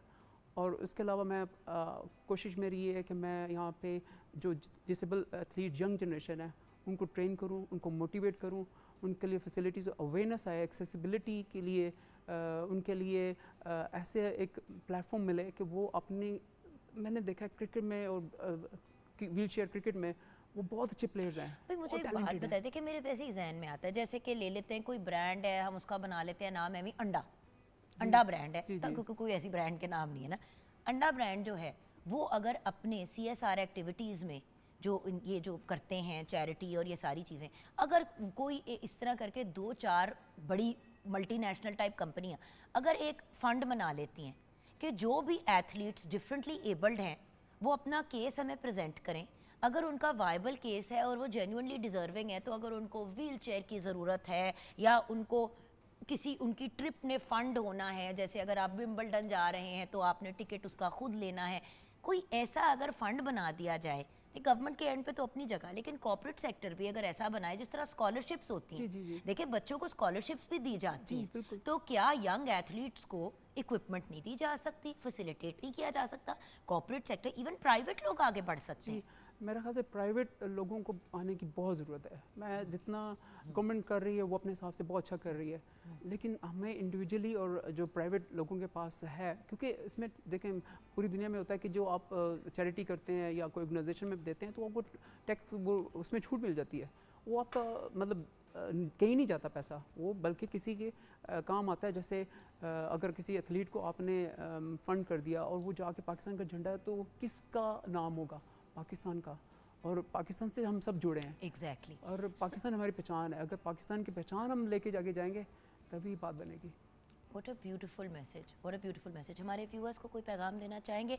अब मैं उन लोगों को आपसे पैगाम दिलवाना चाहती हूँ जिनके बच्चे डिफरेंट हों या डिफरेंटली एबल्ड हों और वो घबरा जाते हैं और हिम्मत छोड़ देते हैं, आपसे उन लोगों के लिए पैगाम लेना चाहूँगी। मेरा पैगाम उन वालिदैन से है कि कभी जिनके बच्चे किसी डिसेबिलिटी का शिकार हो गए हैं, तो इसका मतलब ये नहीं कि वो उनमें कोई एबिलिटी कम हो गई है, बल्कि वो एबिलिटी उनमें ज़्यादा पैदा हो गई है कि वो कुछ ऐसा कर सकते हैं कि जो आपकी सोच से भी ज़्यादा अच्छा कर सकते हैं। और कभी भी हिम्मत नहीं हारनी, नेवर गिव अप एटीट्यूड रखना है, और उस एबिलिटी में आपने फाइंड करना है कि जी आपकी स्ट्रेंथ क्या है। आपने अमल, हिम्मत और कमिटमेंट के साथ और फेथ के साथ हर चीज़ को मुमकिन बनाना है। मतलब कोई भी राह आपकी राह में रुकावट नहीं डाल सकती अगर आपके पास हौसले जवान हैं और आपके इरादे मजबूत हैं। Thank you so much Asif भाई, बहुत बहुत शुक्रिया आपका। व्यूअर्स, अब हम ब्रेक की तरफ जाएंगे। ब्रेक के बाद हमें एक और इंस्पिरेशनल पर्सनालिटी ज्वाइन करेंगे जो 3 time mister Pakistan title winner हैं, लास वेगस में भी पाकिस्तान को रिप्रेजेंट कर चुके हैं, उसके साथ साथ हमें उनकी वाइफ भी ज्वाइन करेंगी, अ ट्रू पावर कपल, और वो बाय प्रोफेशन वकील हैं। तो मिलते हैं ब्रेक के बाद आसिम रज़ा एंड सबा आसिम से।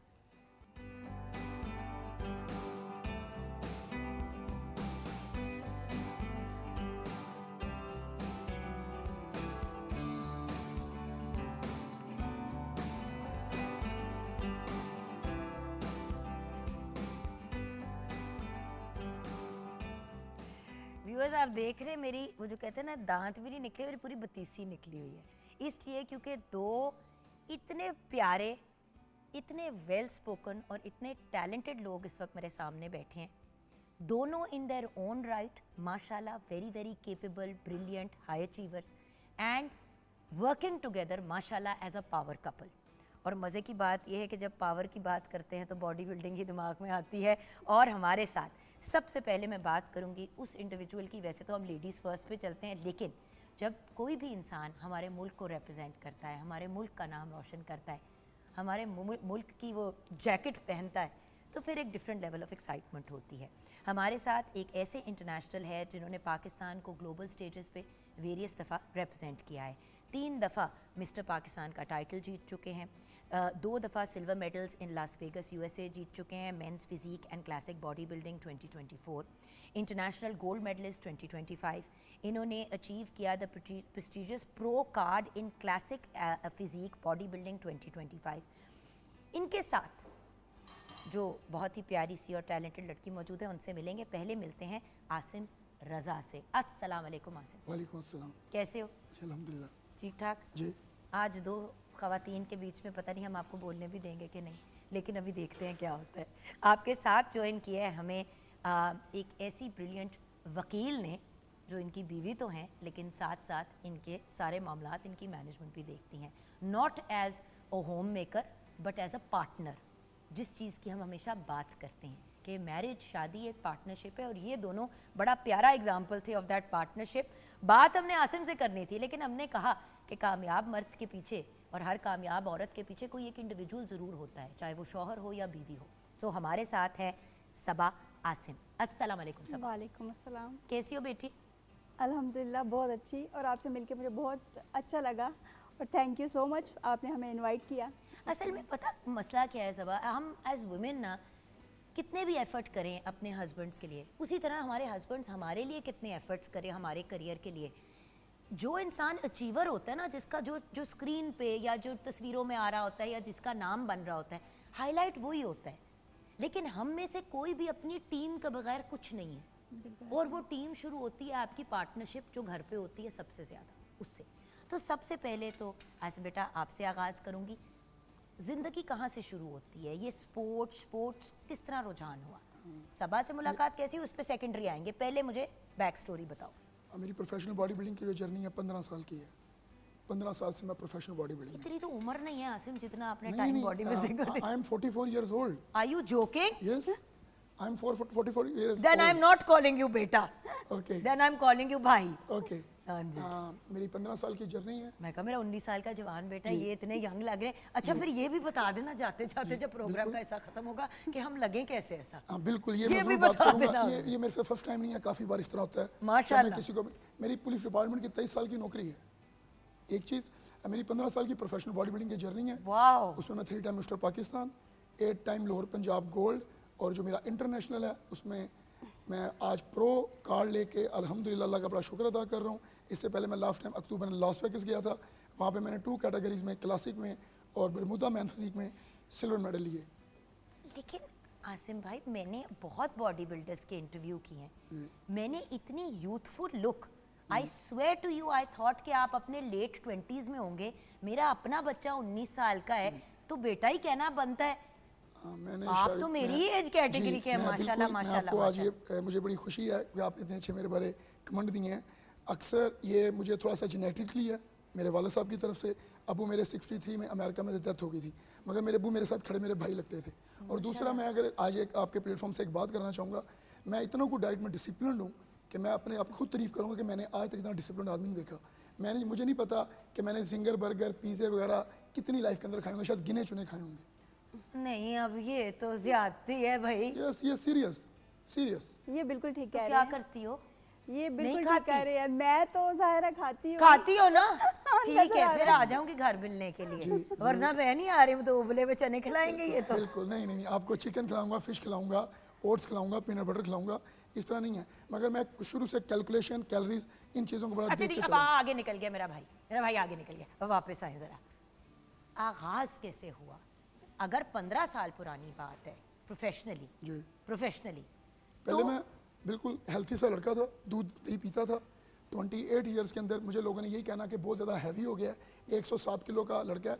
तब भी मैं कबड्डी वगैरह खेलने का शौक था, आर्म रेसलिंग का, बीनी पकड़ने का। तो फिर मुझे लोग कहते थे यार अब लोया उठाते हो मगर बॉडी तो आपकी फैटी है, बल्क है, तो 108 किलो का बंदा भारा होगा। असल में जब इंसान का वेट ज़्यादा होता है, आप जिम जाते हो ना, तो ट्रेनर सबसे पहले आपको पावर लिफ्टिंग शुरू करा देता है। ये मेरे बेटे हमजा के साथ भी हुआ, क्योंकि ही इज 6 फुट माशाल्लाह 2 and he is a big guy, ज़रा और फैटी की तरफ है। अब हमजा मुझे आपको पता है गोद में उठा लेता है, मेरी जब पैर टूटा था तो वही मुझे उठा के लेके जाता था और लाता था।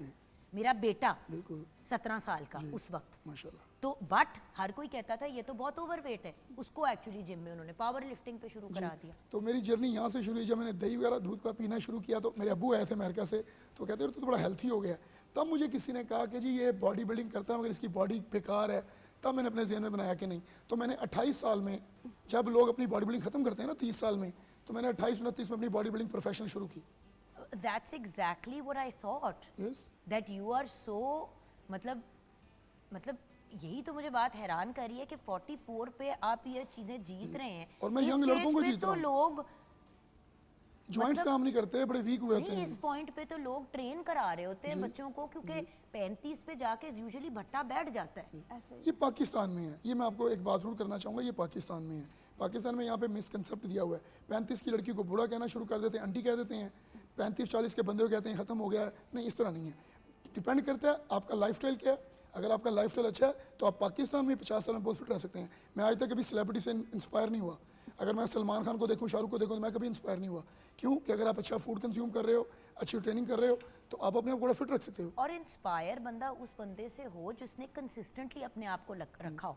ये लोग काफ़ी ऊपर नीचे जाते हैं। सलमान खान ने भी अब जाके अपने आप को सस्टेन किया, जब आई थिंक उसको एहसास हुआ है कि खाना पीना वटेवर, वरना पहले उनका भी इशू हो जाता था, फूल जाते थे, पतले हो जाते थे। शाहरुख खान तो हर फिल्म से पहले अपने आप को सीधा करता है, मगर वरना देखिए चीज़ें अपनी मेंटेन, मगर चीज़ें देखिए बड़ी जल्दी रिकवर कर जाती हैं। हाँ। मेन अपने डाइट को बड़ा अच्छा लेके चलते हैं। अब मुझे लोग कहते हैं कि हाउ, मतलब 3 सिजेरियंस के बाद अपने आप को कैसे कम किया। सबा वही वाली बात जो ये भी कह रहे हैं, बिल्कुल आपकी बात वही। एक तो डाइट को सीधा किया और लाइफस्टाइल को चेंज किया, डाइटिंग की तरफ छोड़ दिया बिल्कुल ऐसे। जाना। जी बट वही चीज़ है ना व्यूअर्स, जो बात ये कह रहे हैं वो हर डॉक्टर, हर माहिर नफ्सियात और हर न्यूट्रिशनिस्ट और डाइटिशियन कहता है, रियलाइज़ किया। अच्छा, आप लोगों की फिर मुलाकात कब हुई? हमारी शादी को 11-12 साल हो गए हैं, माशाल्लाह। ठीक है। और मुलाकात मतलब 14-15 साल पहले, 20 साल पहले मुलाकात थी। मगर तब वो हमारा कोई इस तरह नहीं था कि बहुत कोई लव था, एक दूसरे को जानते थे। तो फैमिली फ्रेंड्स जैसे जी, कहते हैं, या कॉमन फ्रेंड्स के थ्रू जी जानते इसी हैं। तरह।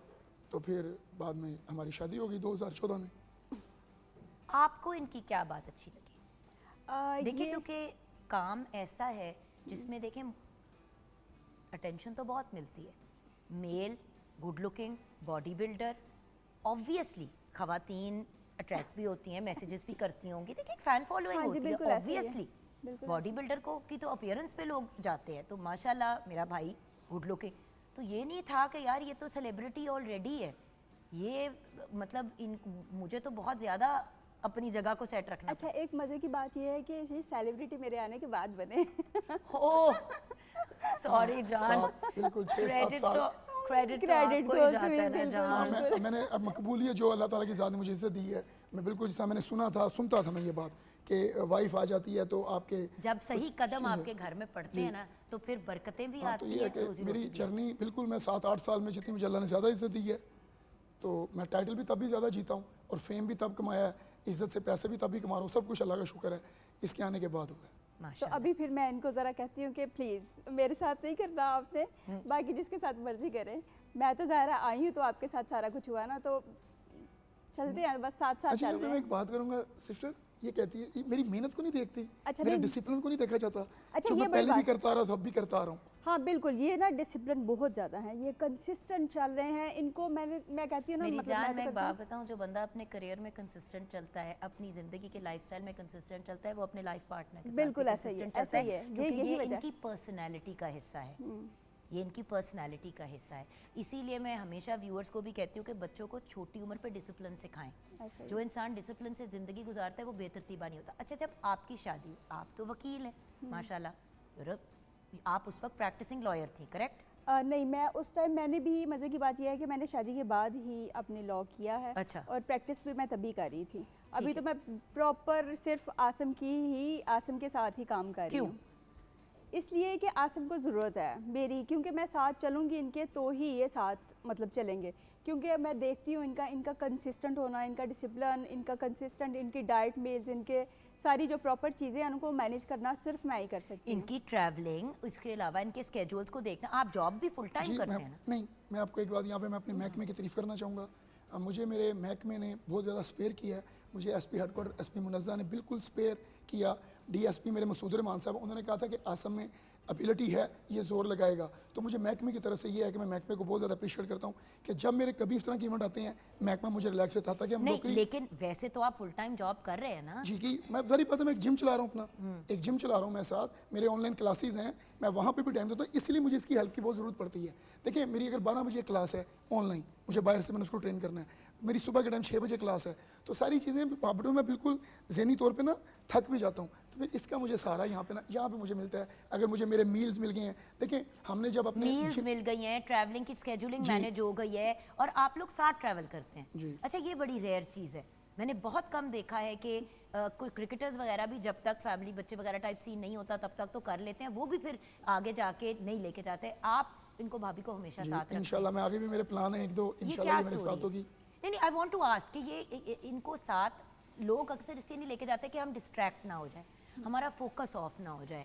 अक्सर मेरी जब एथलीट से बात होती है कि दिल तो बड़ा चाहता है कि तुम्हारी भाभी साथ चले, लेकिन बात ये है कि फिर हम उधर टाइम नहीं दे पाते। मगर मैं लेकिन टाइम, ये वो आपकी अभी की जर्नी बताएं जो अभी की वहाँ मेरी पे जर्नी जाके- अभी की मेरी जर्नी ये है कि मैं लास्ट टाइम अमेरिका था तो तब मुझे थोड़ी सी कमी महसूस हुई, मगर इस बार मुझे इतनी कमी महसूस नहीं हुई कि वही बात कि साथ मुझे ट्रेनिंग के लिए भी जिम लेके जा रही हैं, मैं वहाँ पर ट्रेनिंग भी कर रहा हूँ और 2 टाइम कर रहा हूँ। फिर मैं जिम डिसाइड कर रहा हूँ कि ये वाला जिम थोड़ा सा एक्सपेंसिव है, मुझे यहाँ पे ट्रेनिंग करनी है। तो मतलब एक साथ चल के फिर आपको, जब आपको बॉडी बिल्डर जब बहुत ज़्यादा पेन लेके आ जाता है ना, तो उसके पास एक काम होता है कि मुझे मेरा मील मिल जाए, जो मेरी डिसाइड बॉडी के हिसाब से प्रोटीन इनटेक करनी है मैंने, वो मिल जाए। फिर दूसरी बात, हम जितने प्रोफेशनल एथलीट हैं, हमने जो अपना पहनना होता है ना वेयर, स्पोर्ट्स वेयर, तो सारी बात है मैंने शूज़ रंग बिरंगे पहनने हैं, मैंने अपने ट्रैक सूट रंग बिरंगे पहनने हैं, तो उसके अंदर मुझे मिल जाते हैं टाइम पे कि लटके हुए हैं। तो ये पहले मेरी लाइफ के अंदर था थोड़ी सी प्रॉब्लम, मगर ये 7-8 सालों से चीज़ें नहीं हैं। लेकिन अगेन ये तो काम की बातें हो रही हैं। मसला ये होता है कि जब एक ताल्लुक, जब पावर कपल आप बन जाते हैं, तो क्योंकि काम भी साथ अक्सर लोग कर रहे होते हैं, पर्सनल टाइम कितना मिलता है? मतलब एक मियाँ बीवी का एक खाने पे साथ जाना, कभी छुट्टी पे चले जाना, तो वो कितना को पूरा होता है? वो तो पूरा उनका तो बहुत schedule- ज़्यादा को ना आप नहीं, हमारा नहीं वो क्यों है, आप नहीं बोल सकते। चलो, अभी मैं मेरी चीज़ बोल आप रहा हूँ। भाभी बोलेगी मेरी, Okay, आप आप बोलेंगे, भाई आप आपने कह बोलेंगे, दिया ना आप सिस्टर। बोलेंगे, आप अब मैं वो वाली नंद नहीं बनूंगी, कल मुझे ताना पड़ा है मोहसिन भाई की बीवी से कि तो आप पूरी बन गई हो ना नंद, तो अब मैं ज़्यादा साली का रोल अदा करूंगी। जी मेरी जान। अच्छा, नहीं, हम लोग तकरीबन साथ ही रहते हैं, मतलब दिन में भी टाइम स्पेंड करते हैं, रात को भी साथ वो ही। तो है, मैं बात कर रही हूँ हैंगिंग आउट, जहाँ पे काम की बात नहीं हो रही, अच्छा, प्लानिंग नहीं हो ठीक हो रही, गया। जहाँ पे मेरी प्यारी भाभी को, मेरी शहजादी को इनसे 1-on-1 टाइम मिलता है। चाहे डिनर पे चले जाओ, चाहे हल्ला गुल्ला वो करो, हम टाइम निकाल लेते चाहे हैं। जॉयलैंड चले जाओ झूलों हाँ पे जी, हाँ, खेलने के बिल्कुल लिए। बिल्कुल, हम वहाँ पे भी गए थे, हम असम मलेशिया बताएं, में गए बताएं, थे, बताएं, बताएं। तो तब भी हमने टाइम निकाला। मैं टाइम साथ साथ निकालती रही थी, मैं इनको मील देती थी और कहती थी चले आ जाए शॉपिंग पे। वहाँ पे भी मैं करती रही हूँ। फिर सुबह हम जिम जाते थे, साथ में ही जाते थे, साथ में जिम जाते अच्छा, थे। साथ फिर करती हो वर्कआउट भाई के कि नहीं? प्रॉपर नहीं करती। ये 60 kg की थी, अभी ये 84 kg की है। ये 60 kg मेरा की वेट थी, बता दिया। ये मैं आपको सीधे 60 kg वेट था इसका, बिल्कुल स्लिम। ये अपना वजन बहुत ज़्यादा बढ़ा लेती है खा के। अब मैं बताऊं किस तरह आपका ख्याल रख रख के ना, आपके पीछे भाग भाग के। औरतों के जब बच्चे होते हैं या जब शादियां होती हैं, उनका वजन क्यों बढ़ता अच्छा, है? यहाँ पे क्योंकि आप- वो अपनी जात को तवज्जो नहीं देती। यहाँ पे आप लोग और साइड- आप सबसे बड़ा जो उनके घर में जो बच्चा आता है ना, वो उनका शौहर आता है। वो बच्चा होता है जो उनकी सास ने पैदा करके उनकी गोद में दिया अच्छा, होता आप है। यहाँ पे साइड ठीक ले रही है, हैं। गलत कह रही हूँ कि सही कह रही हूँ, बिल्कुल सही डिफेंड कह करो। मेरी भी फैसल से शादी के बाद मेरा वेट उस वक्त भैया 48 किलो, ठीक है बच्चे भी हुए, सारा कुछ हुआ, मैं अपने आप को 90 किलो से लेके आई हूँ 48 पे वापस, माशाल्लाह। क्योंकि मैंने अपने आप पे तवज्जो देनी शुरू कर दी और फैसल पे थोड़ी कम। ओके चलें। ऑन एयर कह रही हूँ। हाँ, बिल्कुल ठीक कह रही हैं। नहीं ये करते हैं, मुझे तो मैं कर लेती हूँ, वेट कम भी कर लेती हूँ। शक्ल देखो, अभी जवाब सोच रहे हैं। ये अभी मुझे इनकी शक्ल से मैं ये पता है। सोच रहा हूँ, ये जो ब्राउनियाँ और ये जो पास्ते और ये बर्गर लेके कौन आता है? ये बिल्कुल ये देखा बिल्कुल ठीक लाता कौन है लाडी में? बिल्कुल यही ला पहले के मेरी देते भाभी हैं। को रुसाता होगा, ला के देते उसके हैं। बाद ये मेरा प्यारा भाई जाके उसके लिए लाता होगा खाना बनाने के लिए। ये सही बोल रही हूँ कि गलत? क्योंकि बिल्कुल भैया सही बोल रही है, इस बिल्कुल घर ठीक में बोल भी रही है। यही कहानी है। इस बिल्कुल ठीक बोल रही हैं, बिल्कुल ये सही। खुद ही ऐसा करते हैं। क्योंकि आप लड़कों की, क्योंकि आपसे आप लोगों को जो था ना एक्सप्रेशन में मुश्किल, बिल्कुल, तो यही। इनकी लाडी क्या होती है, कोई गिफ्ट ले आए, कोई खाना ले आए, अब हर रोज सोने के तोहफे तो नहीं आ सकते ना, ऐसे ही ऐसे ही ऐसे ही। तो सोचे आप इसके बारे में, अपना डिसिप्लिन इधर भी लेके आए, इंशाल्लाह। या आप भी बर्गर खाने शुरू कर दें। ओके, अब आई वांट टू अंडरस्टैंड आपका इनके करियर के लिए क्या ड्रीम है, and I want to know कि आपका गोल क्या है, क्योंकि वो ज़रूरी नहीं है एक ही हो। ओके मैंने फैसल के लिए करोड़ों ख्वाब देखे हैं, फैसल के ऑब्जेक्टिव्स कुछ और हैं जो मेरे हस्बैंड हैं। आपका इनके लिए as the person who is managing him और इनके करियर को लेके चल रही हो, आपकी ड्रीम क्या है इनके लिए, क्या अच्छा, चाहती हो? मैं जो इनके अल्हम्दुलिल्लाह मैं अल्लाह का बड़ा शुक्र अदा करती हूँ, और मैं ये इनसे भी कहती रहती हूँ कि आसम आप जो जो कहते थे ना कि मुझे ये अचीव करना है, मुझे यहाँ, पहले इनका एक छोटा सा वो होता था कि मैंने मिस्टर लाहौर बनना है, ठीक है ना, उसके लिए उन्होंने काफ़ी स्ट्रगल की, सालों करते रहे, आखिरकार उन्होंने अचीव कर लिया। फिर उसके बाद पंजाब की बारी आ गई, मतलब इस तरह चलते चलते ना पंजाब, पाकिस्तान, अभी इंटरनेशनल लेवल पे भी, अभी लास्ट टाइम ये लॉस वेगस में थे, तब वो ये गोल्ड मेडल नहीं सिल्वर मेडल हुए थे, ठीक है ना। तो लास्ट टाइम फिर मैंने कहा अभी सिल्वर मेडल भी होना बहुत बड़ी बात है, ठीक है ना, तो आप मतलब आप क्विट कर देते हैं, कहते हैं नहीं। फिर मैंने भी इनके साथ कहा कि ठीक है आप हम चलते हैं मलेशिया में भी था एक ये कंपटीशन था, फिर उन्होंने गोल्ड मेडल लिया वहाँ पे भी, ठीक है। तो ये हमारा ये मेरा इनको जो अचीवमेंट चाहिए थी उनको मिल गई, ठीक है ना। बट मेरा पॉइंट ये और है मेरा, कि हाँ मेरा ख्वाब ये है कि इस लेवल का बंदा अपना जिम तो रन कर रहा है, बट इनके पास एक एकेडमी होनी चाहिए। वो तो अल्हम्दुलिल्लाह हम वो आप भी समझ कर रहे हो हैं। ना मेरा पॉइंट? ठीक है। अगर मैं भैया के लिए सोचूं तो ऐसा बंदा जो अपनी ज़िंदगी with all due respect steroid inject करके और ऊट पटांग चीज़ें करके नहीं, एक हेल्दी अंदाज में मॉडिफिकेशन के साथ एक आप बहुत बड़े रोल मॉडल्स बन सकते हैं अपने उन बच्चों के लिए जो आगे आना चाहते हैं। क्योंकि आपको पता है शॉर्टकट हर कोई ढूंढ रहा है आजकल, और अब तो इतनी दवाइयाँ ऐसी आ गई हैं जो ट्रेसेबल भी नहीं है, और बच्चों की हेल्थ और फिटनेस और जिंदगियां बर्बाद हाँ, हो वो रही हैं। लोग लंबा भी नहीं चल पा रहे ना, वो लोग लंबा भी नहीं चल पा रहे, चाहे उनकी फिटनेस आप देख लें, वो लड़के इस तरह के स्टेज पे भी हैं। हमेशा सेव वो रहेगा जो लंबा चलेगा, जो कंसिस्टेंट चलेगा और जो स्लो चलेगा। प्रोफेशनल बॉडी बिल्डिंग की बात करूँ, प्रोफेशनल बॉडी बिल्डिंग कोई भी दूध का धुला नहीं है, सारे कहीं ना कहीं स्टीरॉयड है, मगर जो समझदार हैं वो साथ स्पोर्टिव बहुत अच्छी ले रही हैं, अच्छे ट्रेनर हैं उनके पास। और ऑल्सो आज भाई आपने ये जब आपने बॉडी बिल्डिंग मतलब प्रोफेशनली रोकनी है तो आपने उसके बाद भी तो जिंदा रहना है ना। अगर गुर्दे फेल हो गए, जिगर आपका उड़ गया, ये बड़ी इंपॉर्टेंट चीज़ें होती हैं व्यूअर्स, और इनका ख्याल रखते हैं। फाइनली आपका पैगाम हमारे व्यूअर्स के लिए, यू आर एन इंस्पिरेशन, आपका क्या मैसेज है व्यूअर्स? मैं मैसेज ये देना चाहूँगा, क्योंकि मुझे अभी मैं यहाँ पे बॉडी बिल्डिंग मुकाबला जीत के हूँ, उसके बारे में बात करना चाहूँगा।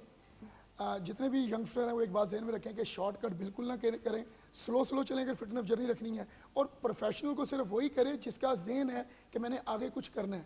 उसमें चाहे वो कल को पैसा बनाता है, जिम खोलता है, पर्सनल ट्रेनर बनता है, सर्टिफिकेशन लेता है, मगर हर बंदा, क्योंकि महंगी भी है, एक्सपेंसिव भी है, हर बंदा फैमिली अफोर्ड नहीं कर सकती, तो बॉडी बिल्डिंग बहुत एक्सपेंसिव गेम है। प्रोफेशनल अब अपनी जर्नली फिटनेस करें, हेल्थी लाइफस्टाइल के साथ जिएं, stay blessed. And finally next कौन सी चीज़ में इन्वॉल्व होने जा रहे हैं अब आप? हाँ, एक सरप्राइज़ है, क्योंकि मैं कुछ चीज़ें सरप्राइज़ करता हूँ। मैं यहाँ पे भी एक चीज़, आगे मेरे 2 इंटरनेशनल कंपटीशन है, वो मैंने सरप्राइज़ है कि कहाँ पे हैं। उसके साथ ही मेरा जो भी आपने एक बात की मैं ज़रूर करना चाह रहा था, अभी वाइफ ने नहीं वो बात की थी, आगे मेरा एक प्लान है कुछ अपनी ज़िंदगी में बिजनेस के वाले से, आने वाले टाइम में बिजनेस के वाले से, कि थोड़ा सा अपने आप को स्टेबल करूँ, दैट्स इट, और कोई नहीं। अच्छी ज़िंदगी जी ली, बॉडी बिल्डिंग कर ली, तो मैं कह रहा हूँ आने वाले टाइम में थोड़ा सा अपने आप को फाइनेंशियली ग्रूम करना है, और उसके लिए मुझे मेरी बॉडी बिल्डिंग के लिए, बॉडी बिल्डिंग के साथ रिलेटेड कुछ काम करने हैं, तो वो इंशाल्लाह मेरे कुछ दिल में है, कुछ दिमाग में है, चल रहे हैं। अल्लाह ने मुझे हमेशा कामयाब किया और मैं कामयाब और होंगे। यहाँ पे आके हमारे साथ शेयर भी करेंगे फिर, अगर ये नहीं बता रहे कि क्या करने चाह रहे हैं तो करने के बाद फिर शेयर ज़रूर, करेंगे। इंशाल्लाह। क्योंकि मेरा भाई ऑफ कोर्स मेडल्स तो लेके आएगा इंशाल्लाह। और इंशाल्लाह गोल्ड ही लेके आएगा। इंशाल्लाह। और व्यूअर्स अगेन आपको याद कराऊंगी कि इंटरनेशनल गोल्ड मेडलिस्ट 2025 हमारे साथ है, उनकी लाइफ पार्टनर और उनकी मैनेजर भी हमारे साथ हैं सबा आसिम। आप दोनों का बहुत बहुत शुक्रिया ज्वाइन करने का। Best of luck with everything और हमेशा खुश रहें, आबाद रहें, साथ रहें, सेहतमंद रहें। आमीन। व्यूअर्स छोटी सी ब्रेक के बाद वापस आएंगे जहाँ पे ये सब बातें की हैं। वैसे तो खूबसूरती का राज हमें इनसे ही पूछना चाहिए था, लेकिन चले ब्रेक के बाद रिंकल्स और डार्क सर्कल्स पे बात करेंगे। आप हमारे साथ रहिएगा।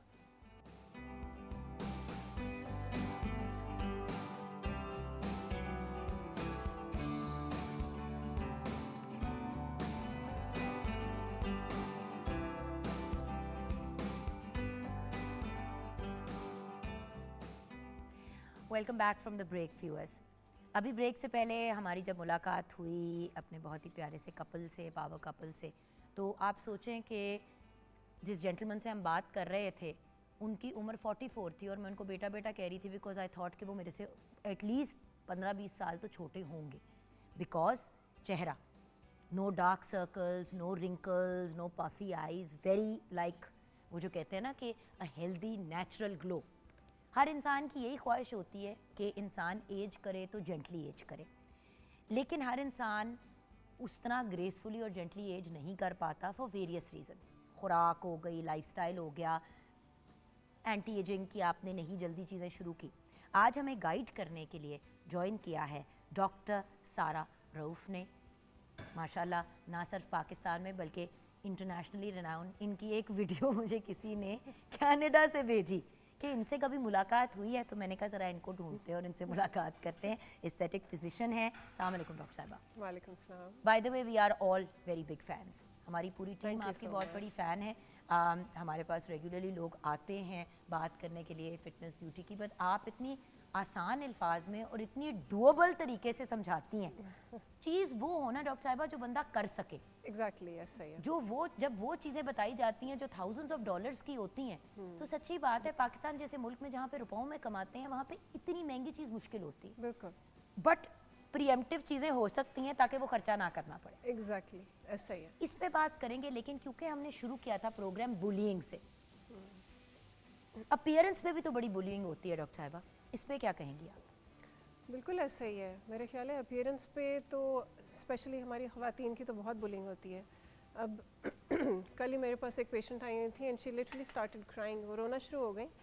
कहती हैं कि मेरी स्किन बहुत ख़राब है, मेरा वेट बहुत ज़्यादा है और मुझे कहीं बाहर जाते हुए बुरा लगता है। मैं अपने आप को बस घर के अंदर ही रखना चाहती हूँ। मैंने कहा क्यों, ऐसा क्यों है? कहती हैं क्योंकि मुझे लगता है कि लोग मुझे देख रहे हैं और मैं जब किसी गैदरिंग में भी जाती हूँ तो मुझे कहा जाता है कि तुम्हारी स्किन ख़राब है, तुम्हारा वेट बहुत ज़्यादा है, तो मुझे अच्छा नहीं लगता। तो डॉक्टर साहिबा प्लीज़ आप मुझे कुछ ऐसा बताएं कि सब कुछ एकदम से ठीक हो जाए। तो मैंने कहा देखिए पहली चीज़ तो ये कि आपने अपनी सोच को चेंज करना है, क्योंकि bullying is very very bad. वो तो होनी ही नहीं चाहिए। वो तो सिरे से इट्स जैसे किसी की आप सेल्फ़ इस्टीम को ख़राब करें, ये तो वो वाली बात है ना। लेकिन आपने अपने आप को भी इम्प्रूव करना है। You should know where you stand. और दूसरों की बातों पे अगर आप इतना ज़्यादा जाएंगे और फिर उनकी वजह से आप अपने आप को ट्रीट करवा रहे हैं क्योंकि लोग आपको बातें कर रहे हैं, तो that's not really good for you. आपने अगर कुछ करना है तो अपने लिए करना है, लोगों के लिए नहीं करना। आप देखिए कितनी दफ़ा ख़वातीन कहेंगी मेरा मियाँ कहता है कि मेरे मुंह को ये है, मेरा मियाँ कहता है मैं इतनी औरतों ने जब लाइपोसक्शन, आपको भी याद होगा जब शुरू में बहुत ज़्यादा आई तो हमारे पेरेंट्स की जनरेशन की कितनी ख़वातीन ने जाके लाइपोसक्शन करा ली क्योंकि मियाँ मोटी मोटी बुलाता था या छेड़ता था, और उसके बाद कितने मेडिकल इश्यूज़ हुए क्योंकि बहुत से ऐसे लोगों ने भी कराई जिनको ज़रूरत नहीं थी। और अगर आप उन मियाँओं को देखें तो वो भी उतने ही मोटे होंगे लेकिन खुद नहीं कराते। बट वही वाली बात है ना कि लोगों को कह के बुरा महसूस कराना, भाई इंसान को अपनी ही ग्रूमिंग का खुद ही टेंशन लेनी चाहिए। एग्जैक्टली नहीं किसी और को इस तरह से करना तो इट्स रियली बैड, बहुत बुरी बात है। अच्छा शुरू करते हैं आँखों से, क्योंकि मैंने तो 6 साल के बच्चे भी देखे हैं हल्कों के साथ, डार्क सर्कल्स के साथ। मेरी एक हमारे जानने वालों की बेटी है, उसकी 11-12 साल की उम्र से काले आंखों के नीचे हल्के, गोरी चिट्टी skin without a single mark और आंखों के नीचे काले। सर्कल्स। तो सबसे पहले आंखों का बताएं, मर्द हो, औरत हो, बच्चा हो, बुजुर्ग हो, सबका मसला है। Dark circles and puffy eyes, दोनों का गाइडेंस दें हमें। देखिए डार्क सर्कल्स जो है ना, और स्पेशली डार्क सर्कल्स जो बच्चों में हैं आजकल, उसकी दो बड़ी वजह हैं। एक तो ये कि हमारा लाइफ स्टाइल जो है ना, ये बड़ा ख़राब हो चुका है आजकल। बच्चे जागते रहते हैं आधी आधी रात तक, पेरेंट्स उन्हें सुलाते भी नहीं है, सुलाने की कोशिश करें वो फिर भी नहीं सोते, तो उसकी वजह से इफ़ेक्ट होता है। फिर उनकी डाइट नहीं ठीक, जंक फूड खाना है। एक्चुअली नींद से फ़र्क पड़ता है आंखों के नीचे? बिल्कुल पड़ता है, बिल्कुल फ़र्क पड़ता है। और दूसरी चीज़ जिससे फ़र्क पड़ता है वो जेनेटिक्स है। हाँ। कुछ फैमिलीज़ ऐसी होती हैं जिनमें डार्क सर्कल्स रन कर रहे होते हैं। जैसे कि मेरे हल्के हल्के से हैं डार्क सर्कल्स। हमजा भी मेरा बेटा छोटा था पैदाइश से, 12-12 घंटे माशाल्लाह वो सोता था छोटा होते हुए। आई मेड श्योर के नैप्स भी हों, रात को टाइमली 7-7:30 बजे वो लेट जाता था, 8 बजे सो जाता था, और फिर मतलब 6 बजे 7 बजे जागता था। फिर भी उसके आंखों के नीचे लाइट हल्के थे, क्योंकि उसके फादर के भी थे। बिल्कुल, कुछ फैमिलीज़ में होता है इस तरह से, और वो बेचारे बच्चे भी दे प्रोन टू दोस। तो फैमिली हिस्ट्री जो है वो बहुत इंपॉर्टेंट होती है। सो डार्क सर्कल्स का क्या हल है, छोटे बच्चों में भी और बड़ों में भी? डार्क सर्कल्स जो है ना, उसके एक तो मैंने आपको बताया ना कि ये जो हल्के कहते हैं हम। अभी हम हल्के जो होते सूजे हुए की नहीं बात करें, हम उसकी बात करें कि यहाँ से खड्डा पड़ा हुआ है और आंख यहाँ से काली हुई है, साइडों से काली हुई है। अभी हम उसको टच करें, क्योंकि पफी आइज का मैम कुछ और ही समझाएंगे आई थिंक। बिल्कुल जी। अच्छा देखिए, डार्क सर्कल्स जो है ना, उसके डिफरेंट रीजंस होते हैं। एक डार्क सर्कल्स जिनकी आपने अभी बात की है, वो पिगमेंटेशन की वजह से होते हैं। अच्छा। और वो पिगमेंटेशन जो होती है, एक तो वो जेनेटिक होती है जैसे कि अभी आपने कहा है, और दूसरा हमारे लाइफस्टाइल्स की वजह से होती है। अगर इस तरह की पिगमेंटेशन है तो उसको ट्रीट करना थोड़ा मुश्किल है, लेकिन फिर भी हो जाती है। बच्चों में हम ऐसे नहीं करते, बच्चों में सिर्फ हम लाइफस्टाइल चेंज, उनको टाइम पे सुलाना, उनका खाना इम्प्रूव करना, यही चीज़ें होती हैं। लेकिन बड़ों में we can do certain treatments. घर में आप क्या कर सकते हैं, घर में आप एक तो खुद टाइम पे सोएं, अपना लाइफस्टाइल इम्प्रूव करें, स्ट्रेस को इम्प्रूव करें। उसके अलावा आप कुछ क्रीम्स यूज़ कर सकते हैं जिनमें कैफ़ीन हो, विटामिन के हो। कैफीन और विटामिन के, ये क्रीम्स या सीरम्स आप यूज़ कर सकते हैं। स्टेरॉइड क्रीम्स प्लीज़ व्यूअर्स मैं हाथ जोड़ी अवॉइड करें, क्योंकि स्टेरॉइड क्रीम का सबसे बड़ा प्रॉब्लम ये होता है कि यहाँ पे, if you allow me ma'am, यहाँ पे एरिया सबसे आपका पतली होती है स्किन। एग्जैक्टली। मुंह की सबसे पतली स्किन आपकी ये आई और आईलिड, और ये सेंसिटिव भी होती है।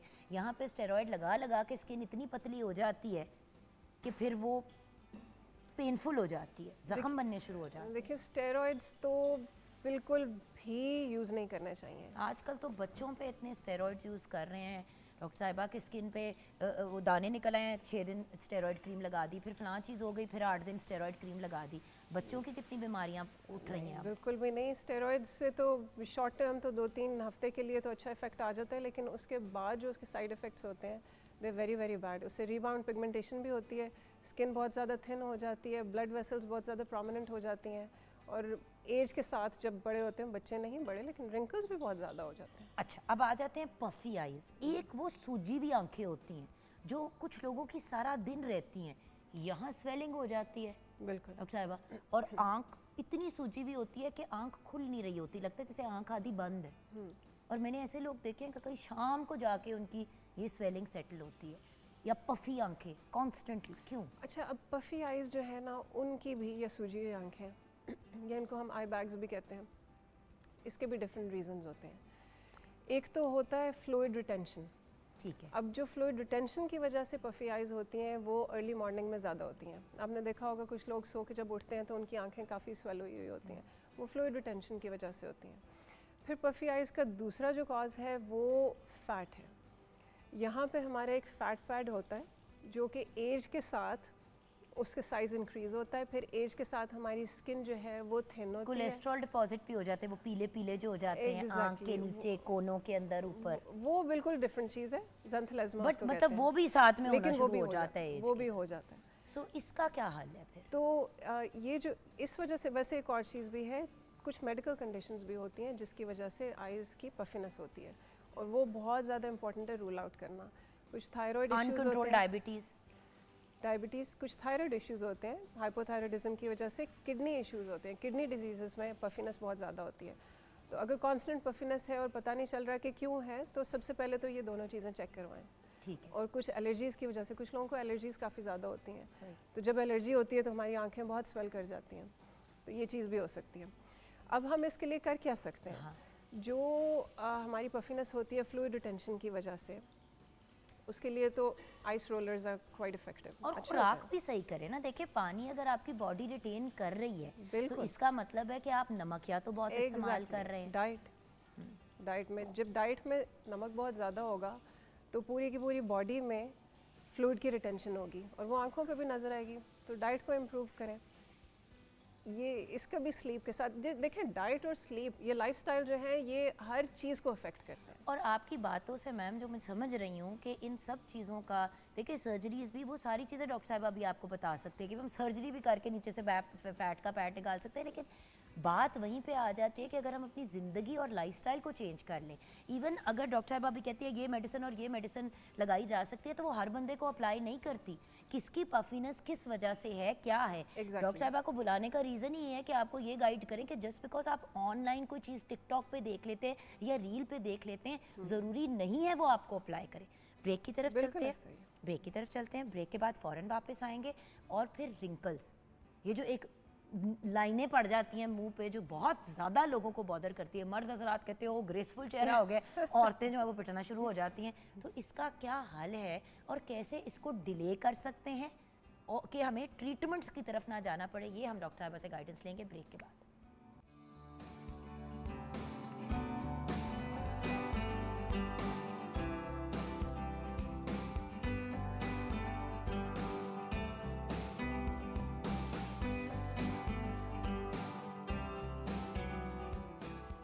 Welcome back from the break viewers. आइए, जहाँ पे और बहुत सी बातें हो रही हैं वहाँ पे किचन में भी नज़र डालनी ज़रूरी है। जी शेफ़ नूर जी, हमारी ड्रम स्टिक्स भी और फिंगर चिप्स और बारबेक्यू विंग्स हमारे रेडी हैं बिल्कुल। फिंगर चिकन, हाँ जी, barbecue wings and drum sticks, तीनों चीज़ें तैयार हैं। माय पॉइंट इज़ व्यूअर्स, जो हम हमेशा कहते हैं कि देखिए घर पे बनाई चीज़ें, अगर बच्चे आपके शौकीन हैं इस किस्म की चीज़ों के, तो वंस अ वीक या ट्वाइस अ वीक कुछ इस तरह की चीज़ लंच बॉक्स में डाल के बच्चों को दे दी। लेकिन होममेड के ऊपर हम सबसे ज़्यादा फोकस करते हैं कि फिर आप बड़ी चीज़ों को कंट्रोल कर सकते हैं। Homemade is the best. Thank you so much. You welcome. जी, हमारे साथ व्यूअर्स डॉक्टर सारा रऊफ़ हैं जो एस्थेटिक फिजिशियन हैं। माशाल्लाह नॉट जस्ट पाकिस्तान बल्कि इंटरनेशनली भी इनके बहुत से क्लाइंट्स और फैंस भी हैं। और अभी हम ब्रेक में बात कर रहे थे कि आप अपनी एक डिग्री भी साथ साथ मज़ीद कंप्लीट कर रही हैं, राइट? जी ऐसे ही है। From where? It's Queen Mary University of London, MSc in aesthetics medicine. माशाल्लाह, सो कांग्रेचुलेशंस। और हम आई अचीवर्स की बात कर रहे थे, आई अचीवर तो हमारे साथ बैठी हुई हैं। अगेन काम भी कर रही हैं और उसको अपग्रेड भी कर रही हैं साथ साथ। ऐसे ही है। जी डॉक्टर साहिबा, रिंकल्स क्यों पड़ते हैं? अच्छा, wrinkles, that's a very good topic, क्योंकि हर किसी को ही हो रहे होते हैं। झुर्रियाँ जिसको हम कहते हैं। बिल्कुल। अब होते क्यों है? मेन इसका जो रीज़न होता है वो एज के साथ होता है, जो कि कोलेजन लॉस की वजह से होता है। 25 ईयर्स के बाद कोलेजन जो है वो 1% पर ईयर कम होना शुरू हो जाता है। लेकिन इसके अलावा कुछ बच्चों में भी हो जाते हैं और बड़ी जल्दी होते हैं। वो क्यों होते हैं? कुछ डिजीज़, कुछ कंडीशंस ऐसी होती हैं जिसकी वजह से स्किन जो है वो काफ़ी रिंकली हो जाती है। फिर कुछ बच्चे, बच्चियाँ स्पेशली, जब उनका बहुत ज़्यादा वेट होता है उसके बाद वो उस वेट को लूज़ करती हैं, तो this skin gets a bit saggy and wrinkly, वो भी होता है। लेकिन मेन फोकस हमारा होता है उस पर जो कि कोलेजन लॉस की वजह से होता है। और कोलेजन लॉस जो है वो एक्सेलरेट हो सकता है काफ़ी सारी चीज़ों से, जिसमें सबसे ज़्यादा इंपॉर्टेंट सन एक्सपोजर है। सन एक्सपोजर सबसे ज़्यादा। आई थॉट सन एक्सपोजर से हमें छाइयाँ पड़ती हैं। और अभी मैं आपको बड़ी मज़े की एक बात बताने लगी हूँ कि सन एक्सपोजर की वजह, हमारी स्किन की 80% एजिंग जो है वो सन एक्सपोजर की वजह से होती है। तो अगर हम टाइमली सन ब्लॉक स्टार्ट कर दें, इसीलिए मेरा मुंह भी गचिबा हो गया, क्योंकि मैंने स्पोर्ट्स बहुत खेली है बचपन में, और उस बचपन में कहाँ हमारे माँ बाप लगाते थे। मेरे पे तो किसी ने नहीं सन ब्लॉक लगाया। मैंने सन ब्लॉक कोई 30 साल की उम्र के बाद लगाना शुरू किया था। ऐसे ही उस वक्त इतनी अवेयरनेस नहीं थी, लेकिन सन एक्सपोजर की वजह से मेन एजिंग जो है स्किन की हमारी, उसकी वजह से होती है। उसके अलावा स्मोकिंग होती है, जो कि मेल्स में ज़्यादा होती है, फीमेल्स का तो इतना नहीं होता। और इसमें बाय द वे वेपिंग भी इंक्लूडेड है। एग्जैक्टली, वेपिंग भी इंक्लूडेड है, क्योंकि खवातीन कहती हैं सिगरेट ही पीते हैं, वेप पीते हैं, तो बात वही है।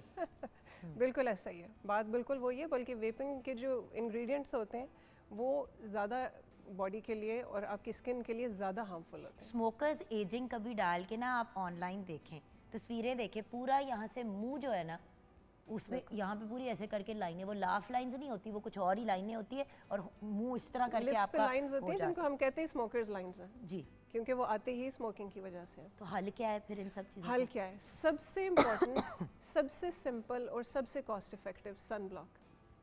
हैं? एग्जैक्टली। किस एज से? टीनेज से स्टार्ट कर दें। वैसे तो आपको पता है रिकमेंडेड क्या है? 6 मंथ्स ऑनवर्ड्स।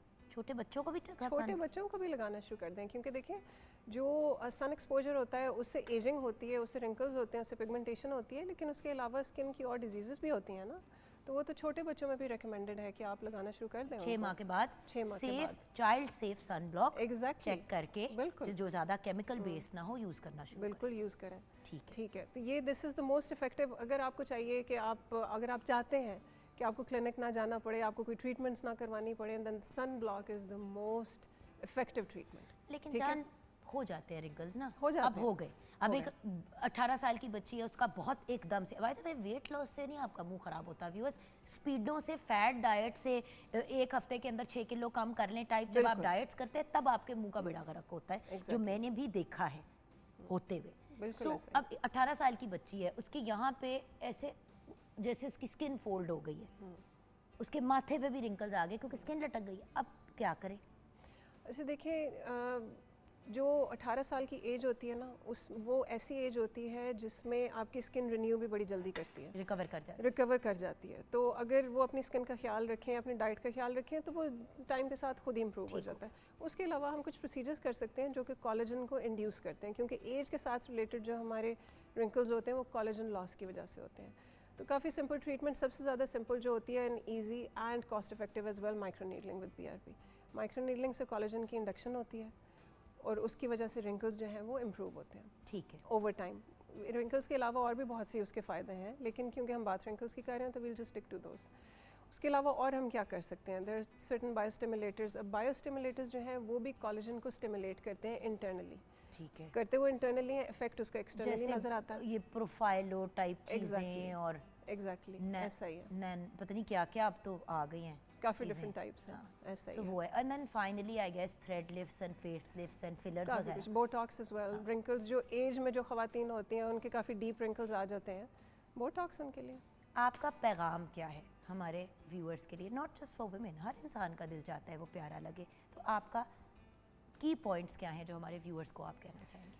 देखिए, प्यारा लगना हर किसी को पसंद है और होना भी चाहिए।